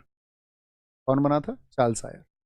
कहने का मतलब है किसको वापस बुला लिया गया, वेलेजली को वापस बुला लिया गया, और किसकी जगह किसको भेजा गया, कार्नवालिस को। फिर से बताइए कार्नवालिस किस वर्ष में आया, कार्नवालिस, फिर भेजा गया कार्नवालिस को। कार्नवालिस आया आपका 1805 में, और कार्नवालिस 1805 में आया तो यहीं रह गया फिर, और यहीं आकर के ये वापस में भेजा कि भाई जितनी नाराजगी भारत में पैदा की है वेलेजली ने, उसको जाकर के तुम दूर करो। लेकिन वो उसको दूर क्या कर पाता, उसकी यहाँ करके डेथ हो गई। इसलिए कहा जाता है कार्नवालिस का जो आपका समाधि है वो कहाँ पर है, इसकी बताएं जरा, इसकी समाधि कहाँ पर है, कहाँ पर है इसकी जो सिमेट्री है, इसकी जो समाधि है वो है गाजीपुर में, गाजीपुर अर्थात यूपी में, यूपी का जो गाजीपुर जिला है, गाजीपुर में। फिर इसके बाद में आया, कोई बहुत महत्वपूर्ण नहीं है, बार्लो। बार्लो आया था आपका 1805 से 7, 1805 से 7 बार्लो। और बार्लो के बाद में आया था Minto first, Minto first, Minto प्रथम। ये आया था आपका 1807 से 13, 1807 से 13। ये भी उतना महत्वपूर्ण नहीं है, बस इसके समय की एक बड़ी महत्वपूर्ण घटना घटेगी जब हम आपको सिख साम्राज्य बताएंगे, तब आपको समझना होगा। इस समय आपका पंजाब में थे राजा रणजीत सिंह, और वो भी अपना एक्सपेंशन कर रहे थे, अपना साम्राज्य विस्तार कर रहे थे। लेकिन उसी साम्राज्य विस्तार में होता क्या है कि मिंटो प्रथम ने उनके साथ में एक संधि की थी, आपका जिसको बोलते हैं अमृतसर की संधि, ट्रीटी ऑफ अमृतसर। 1809 में राजा रणजीत सिंह, राजा रणजीत सिंह, रणजीत सिंह के साथ में सिख साम्राज्य हम पढ़ाएंगे, तब आपको पूरा बताएंगे कैसे डाउनफॉल हुआ उसका। राजा रणजीत सिंह के साथ अमृतसर संधि, तो अमृतसर ट्रीटी पूछा जाएगा, बहुत बार पूछा जाता है किसके समय पर हुई, तो आपको याद रखना आपका मिंटो प्रथम के समय पर। और इस अमृतसर संधि को भी हम तभी आपको बताएंगे, इसमें क्या था कि इसमें मतलब इस संधि के बाद में जो राजा रणजीत सिंह थे वो ईस्ट इंडिया कंपनी के अच्छे दोस्त बन गए थे, और राजा रणजीत सिंह ने अपना जो साम्राज्य था वो सतलज तक मान लिया था, और उसने उसको आजीवन पालन भी किया। सतलज नदी तक उन्होंने अपनी सीमा को मान लिया। अंग्रेजों ने उनसे कह दिया भैया आप एक्सपेंशन नहीं कर सकते, आपसे हम आप दोस्त हैं, आप तक की सीमा यहाँ है, हम तुम्हारे साथ तुम हमारे। ऐसी एक डील हुई थी और मिंटो प्रथम के समय। ओके, याद रखेंगे इस बात को। तो मिंटो प्रथम के बाद में बहुत इंपॉर्टेंट एक कैरेक्टर है, उसको लिखना, मार्विल हेस्टिंग्स, अर्ल ऑफ मोइरा जिसको बोलते हैं, मार्बिल हेस्टिंग्स। पहले कौन सा हेस्टिंग्स था उसका पूरा नाम लिखें और उसका कार्यकाल भी लिखें भैया। वो था आपका 1772 से 85, जिसमें 1773 में वो बन गया था आपका रेगुलेटिंग एक्ट से बंगाल का गवर्नर जनरल। पहले एक वर्ष वो बंगाल का गवर्नर ही रहा था। ओके। मार्बिल हेस्टिंग्स, इसको कहा जाएगा 1813 से 1823, 1813 से 1823। मार्बिल हेस्टिंग्स को, इसका अन्य नाम क्या क्या है? अन्य नाम तो ये बोला जाता है आपका earl of Moira, earl of Moira. Earl of Moira किसको कहा जाता है? कहा जाता है। और जॉन एडम्स भी इसी का मार्बिल हेस्टिंग्स की बात कर रहा है कि पहले भी एक हेस्टिंग्स रह गया था। तो इसके समय पे एक तो सबसे इंपॉर्टेंट है आपका क्या? रैयतवाड़ी व्यवस्था। बताओ किस वर्ष में मैंने आपको बताया रैयतवाड़ी व्यवस्था? इसके समय मद्रास में एक गवर्नर था, इसी के अधीन था वो। 1820 में जो रैयतवाड़ी व्यवस्था शुरू हुई, अभी मैंने आपको बताया। आप अच्छा आपने ध्यान से सुना, अगर अभी पता चलेगा आपका फोकस कितना था कि रैयतवाड़ी व्यवस्था में भूमि का मालिक किसको बनाया गया था। बताइए। रैयतवाड़ी व्यवस्था इसके समय पर शुरू हुई, स्टार्टिंग ऑफ रैयतवाड़ी व्यवस्था। और आपका जो तृतीय आंग्ल मराठा युद्ध था वो भी इसी के समय हुआ, ये मैं आपको पढ़ा चुका हूँ। क्या हुआ था इसमें? मराठा युद्ध, अर्थात आपका तृतीय आंग्ल मराठा युद्ध था 1817 से 18 में मराठा संघ को खत्म कर दिया गया था। ओके, रैयतवाड़ी हो गया आपका। और यहीं पर आएगा आपका आंग्ल नेपाल युद्ध, ये भी इसी के समय पर हुआ। आप कहते हैं ना नेपाल को किसी ने गुलाम नहीं बनाया। आंग्ल नेपाल युद्ध 1814 से 16 अंग्रेजों ने लड़ा। आंग्ल नेपाल युद्ध। देखो नेपाल में कौन सी जाति रहती है बताओ? अभी नेपाल में रहते हैं गोरखा। और गोरखा हमेशा से ही अपनी बहादुरी के लिए जाने जाते हैं, थापा आप बोलते होंगे। तो यहाँ पर क्या था, नेपाल में भी स्थितियां ऐसी थी, ये अविजित रहा इस समय तक, कोई इसको जीत नहीं पाया। जैसे इसके लिए अगर मैं कहूँ, भारत की तरफ से प्रयास पहला मीर कासिम के द्वारा किया गया था 1760 में। वह चाहता था नेपाल को जीतना, ठीक है। नेपाल को कौन जीतना चाहता था? 1760 में मीर कासिम। फिर बाद में बहुत सारे अंग्रेज जो आपका सेनानायक थे उन्होंने भी सोचा, लेकिन यहाँ पर जो जलवायु दुर्गम थी, छोटे छोटे पहाड़ी किले हुआ करते थे यहाँ पर, तो ये इसको मतलब सफल नहीं हो पाए। जैसे 1802 में एक गया था आपका कैप्टन नॉक्स, अंग्रेजों की तरफ से कैप्टन नॉक्स, नेपालियों ने उसको मार पीट करके भगाया। लेकिन एक समय आया 1814 का, तो यहाँ पर खुद नेपाल में ही दो जिले पड़ते थे इनके, बुटवाल और सरोज। तो बुटवाल और सरोज को लेकर के संघर्ष छिड़ गया, जिसका फायदा अंग्रेजों ने, जो बहुत सारे इनके अधिकारी कामयाब नहीं हुए थे, यहाँ पर इन्होंने वहां पर आपका जो उन दो जिलों के बीच में संघर्ष हुआ उसमें जाकर के एक्टिव हो गए। अब एक्टिव हो गए तो पहले तो इन्होंने बहुत बुरी मार खाई वहां पर अंग्रेजी सेना ने। कहते हैं नेपाल युद्ध में अंग्रेजों को बहुत हानि हुई थी पैसे की, लेकिन उन्होंने बाद में उसको रिकवर कर लिया। कैसे? तो जब वहां दो जिलों के बीच में संघर्ष शुरू हुआ तो अंग्रेज जाकर के एक्टिव हो गए और वहां के राजा को इन्होंने हरा दिया और अल्मोड़ा आदि इन सब जगह पर अपना अधिकार कर लिया। तो यहाँ पर एक संधि हुई थी, याद रख लेना। आंग्ल नेपाल युद्ध में क्या हुआ था?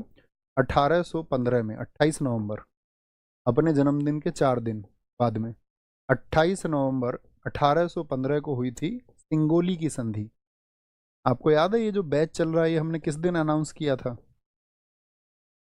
24 नवंबर, याद है? अपने जन्मदिन पर हमने आपको तोहफा दिया था।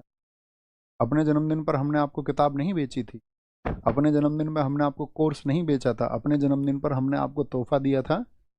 जैसा हम बोलते आ रहे थे आपसे पिछले वर्ष से पहले से कि हम आपको फ्री पढ़ाएंगे, और उसके बाद में हमने तोहफा कहा तो हमने सिर्फ जीएस का था, लेकिन फिर हमने आपसे कहा कि कंप्लीट सब्जेक्ट पढ़ाए जाएंगे, मैथ भी, रीजनिंग भी। तो 28 नवंबर 1815 को जो सिंगोली की संधि हुई, तो सिंगोली की संधि हुई, और मैं तो अभी मैंने मतलब मैं हैरान हो जाता हूँ, मैं तुमसे क्या कहूँ, मैं इतना हैरान हो जाता हूँ कि मेरे अंदर बेचैनी हो जाती है। यूट्यूब पर मैं जब लोगों के स्टेटमेंट्स देखता, जो स्टेटमेंट है वो सुनता हूँ, देखता हूँ, लोग कैसे स्टूडेंट्स के सामने मुंह पे झूठ बोल सकते हैं और कैसे कैसे झूठ बोल सकते हैं। मतलब मेरे हिसाब से स्टूडेंट्स को महसूस भी होता होगा कि यार ये कहते ही क्या है, और किसी एक की बात नहीं कर रहा मैं, आप जानते होंगे। बस मेरा कोई ऐसा उद्देश्य भी नहीं है, मैं तो सिर्फ ये कह रहा हूँ कि मुझे बेचैनी होती है। मतलब ऐसा लगता है कि यार ऐसा क्यों है, वाई। तो क्या बोलेंगे, सिंगोली की संधि साइन हुई, लेकिन नेपाल के राजा, जब उसका जो भाई आया उसने कहा मेरे भाई को तुमने हराया था, मुझको नहीं हराया, तो उसके भाई ने आकर के सिंगोली की संधि को मानने से मना कर दिया था। और फिर अंग्रेज सरकार ने वापस 1816 में यहाँ पे कार्रवाई की ईस्ट इंडिया कंपनी ने, और 1816 में इसको रिवाइव किया। पुनः ये कब हुई थी संधि, फिर से पुनः संधि हुई थी 1816 में। 1816 में इस तरह से ये नेपाल पर कब्जा पा पाए थे। और भविष्य में मैंने क्या कहा था कि भविष्य में अंग्रेज सरकार ने अपने घाटे को पूरा कर लिया, क्योंकि अंग्रेज सरकार को अपने युद्धों के लिए, आगे के संघर्ष के लिए निरंतर ही गोरखा सैनिक मिलते रहे। और ये अंग्रेजों के एक दोस्त हो गए, काठमांडू में जाकर के एक रेजिडेंट भी रहने लगा।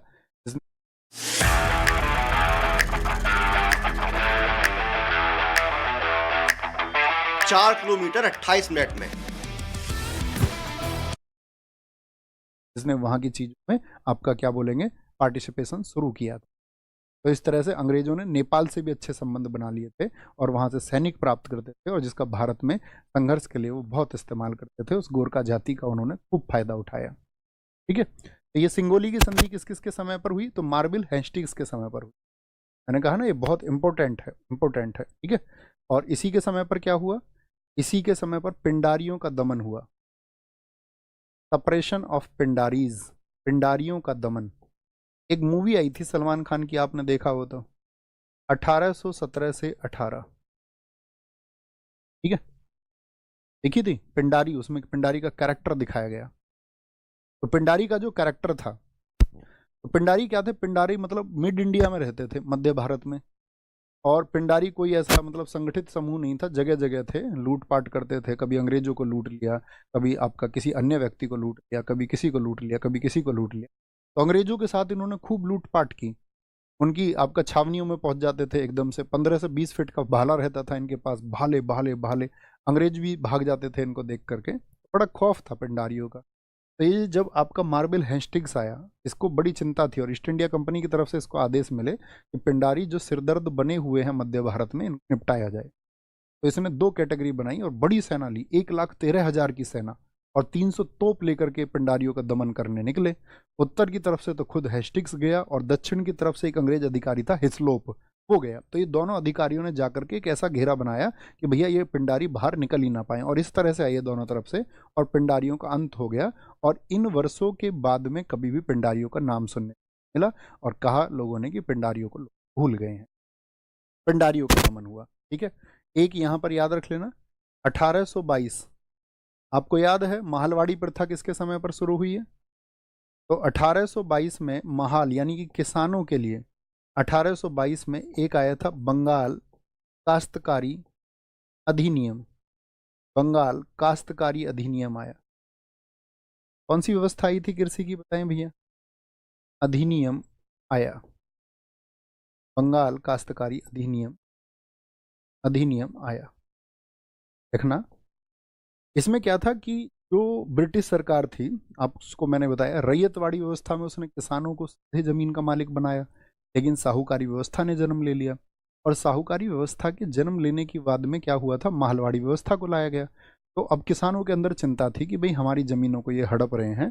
तो बंगाल में ये काश्तकारी अधिनियम इसी बात के लिए आया था, बंगाल टीनेंसी एक्ट इसको है, ताकि रैयतों के जो अधिकार है यानी किसानों के जो अधिकार है उनको सुरक्षित रख लिया जाए, और आपकी जमीन नहीं ली जाएगी, ऐसा वादा किया यदि तुम समय पर टैक्स दो तो बात तो ये थी कि समय पर जब टैक्स ना बन पाए तो उसमें छूट कौन देगा।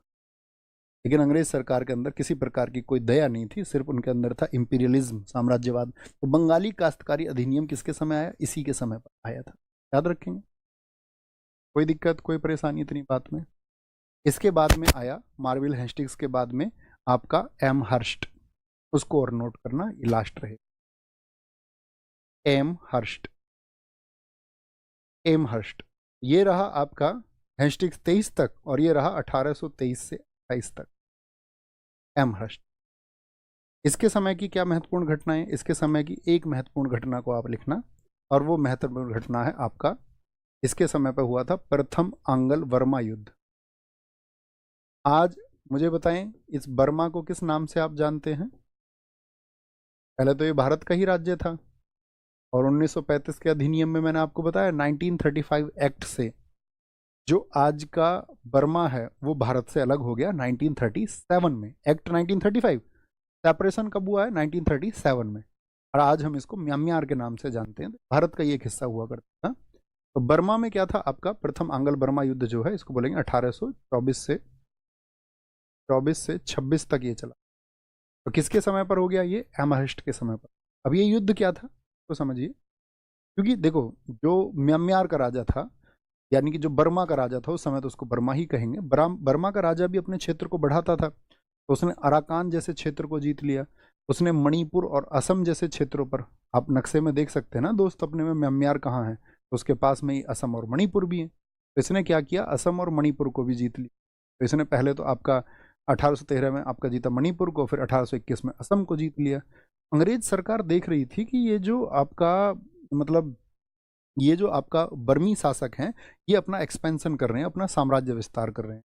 अब अंग्रेजों को कैसे रास आ सकता था ये आपका पहुंच गए कहाँ तक? कासिम बाजार तक भी। कासिम बाजार तक भी इनका जो है कंट्रोल होने लगा। तो अंग्रेजों को ये बिल्कुल फूटी आंख नहीं सुहाया, तो अंग्रेजों ने इनके ऊपर अब क्या बोलेंगे, कार्रवाई कर दी। और कार्रवाई करने के बाद में यहाँ पर एक ट्रीटी साइन की, प्रथम आंग्ल बर्मा युद्ध। क्या हुई इसमें? आंग्ल ये जीते, अंग्रेज इसमें जीते, अंग्रेज इसमें जीते। और क्या किया इन्होंने? अंग्रेज जब जीते तो यहाँ पर एक संधि हुई 1826 में, का नाम है यांडबू की संधि, यांडबू संधि। और यांडबू संधि के द्वारा क्या किया इन्होंने? यांडबू संधि के द्वारा इन्होंने किया ये कि आपका जितना भी जो मणिपुर राज्य था उसको तो इन्होंने स्वतंत्र कर दिया, असम को इन्होंने अपनी तरफ मिला लिया, असम क्षेत्र को। और साथ में इन पर आपका 1 करोड़ रुपए का जुर्माना लगाया, 1 करोड़ का जुर्माना लगाया। और साथ में ये कहा कि हम व्यापार करेंगे। तो जो म्यांमार का दक्षिण तट है उसी समय पर अंग्रेज वहां जाकर के बस करके अपना व्यापार करने लगे। बर्मी शासकों ने देखा यार अब तो हम हार गए, अब तो ये परमिशन देनी पड़ेगी, तो उन्होंने परमिशन दे दी। लेकिन क्या हुआ कि जो उनके साउथ में जो व्यापारी बस गए थे अंग्रेज, जब वो धीरे धीरे वहां पर व्यापार करने लगे, तो एक समय ऐसा आया कि इन्होंने अंग्रेज व्यापारियों को वहां से निकलने के आदेश दे दिए और उनको बंधक बना लिया। उसी की वजह से दूसरा आंग्ल बर्मा युद्ध हुआ था। इनको यहीं एक जगह ही लिख लेना कहीं किनारे पर, ठीक है ना, वर्ष लिख लेना। द्वितीय आंग्ल बर्मा युद्ध कब हुआ था? आंग्ल बर्मा युद्ध, क्योंकि इनके समय पूछे जाते हैं। पहले के समय तो कौन है? एमहर्स्ट है। और दूसरा आंग्ल बर्मा युद्ध जो हुआ 1852 में, ठीक है, यहाँ पे व्यापारियों के खिलाफ इन्होंने युद्ध किया। और दूसरा आंग्ल बर्मा युद्ध कब हुआ था यही पूछा जाएगा। तीसरा आंग्ल बर्मा युद्ध दूसरे के समय 1800, यहाँ पे था आपका डलहौजी, ये भी लिख लेना, ये डलहौजी के समय में हुआ, डलहौजी के समय। और तीसरा आंग्ल बर्मा युद्ध जो हुआ था आपका, वो हुआ था 1885-86 में। इस समय पर था जब कांग्रेस की स्थापना हुई थी। तो डफरेन, क्या बोलेंगे? डफरेन। तो ये कहीं किनारे पे लिख ले, ठीक है। ये इसके समय की घटनाएं नहीं है, इतना तो आप समझदार हैं ही ना, क्योंकि ये अलग घटनाएं हैं। तो डलहौजी के समय पर भी, चाहे आप जब हम डलहौजी को पढ़ें तो ये लिख लेना आप। और अगली जो हमारी क्लास होगी, अगली क्लास हमारी होगी बेंटिक से डलहौजी। ऐसा हो सकता है साथ ही आपको थंबनेल एक से देखने को मिले बंगाल के गवर्नर, लेकिन टॉपिक हमारे सारे अलग हैं। ओके, ये हमको ध्यान से पढ़ते हुए चलना है। अगर इन घटनाओं पर आप ध्यान देते रहेंगे, बहुत अच्छे से पढ़ेंगे, तो मैं कहता हूँ किसी भी एग्जाम में आप अपना हिस्ट्री के प्रश्नों को बड़े आसानी से हल कर पाएंगे और आपकी एक समझ भी धीरे धीरे। तो पढ़ते चले और बढ़ते चले और अपना ख्याल रखते हुए। थैंक यू, नमस्ते, जय हिंद, जय भारत, टेक केयर, ख्याल रखिए।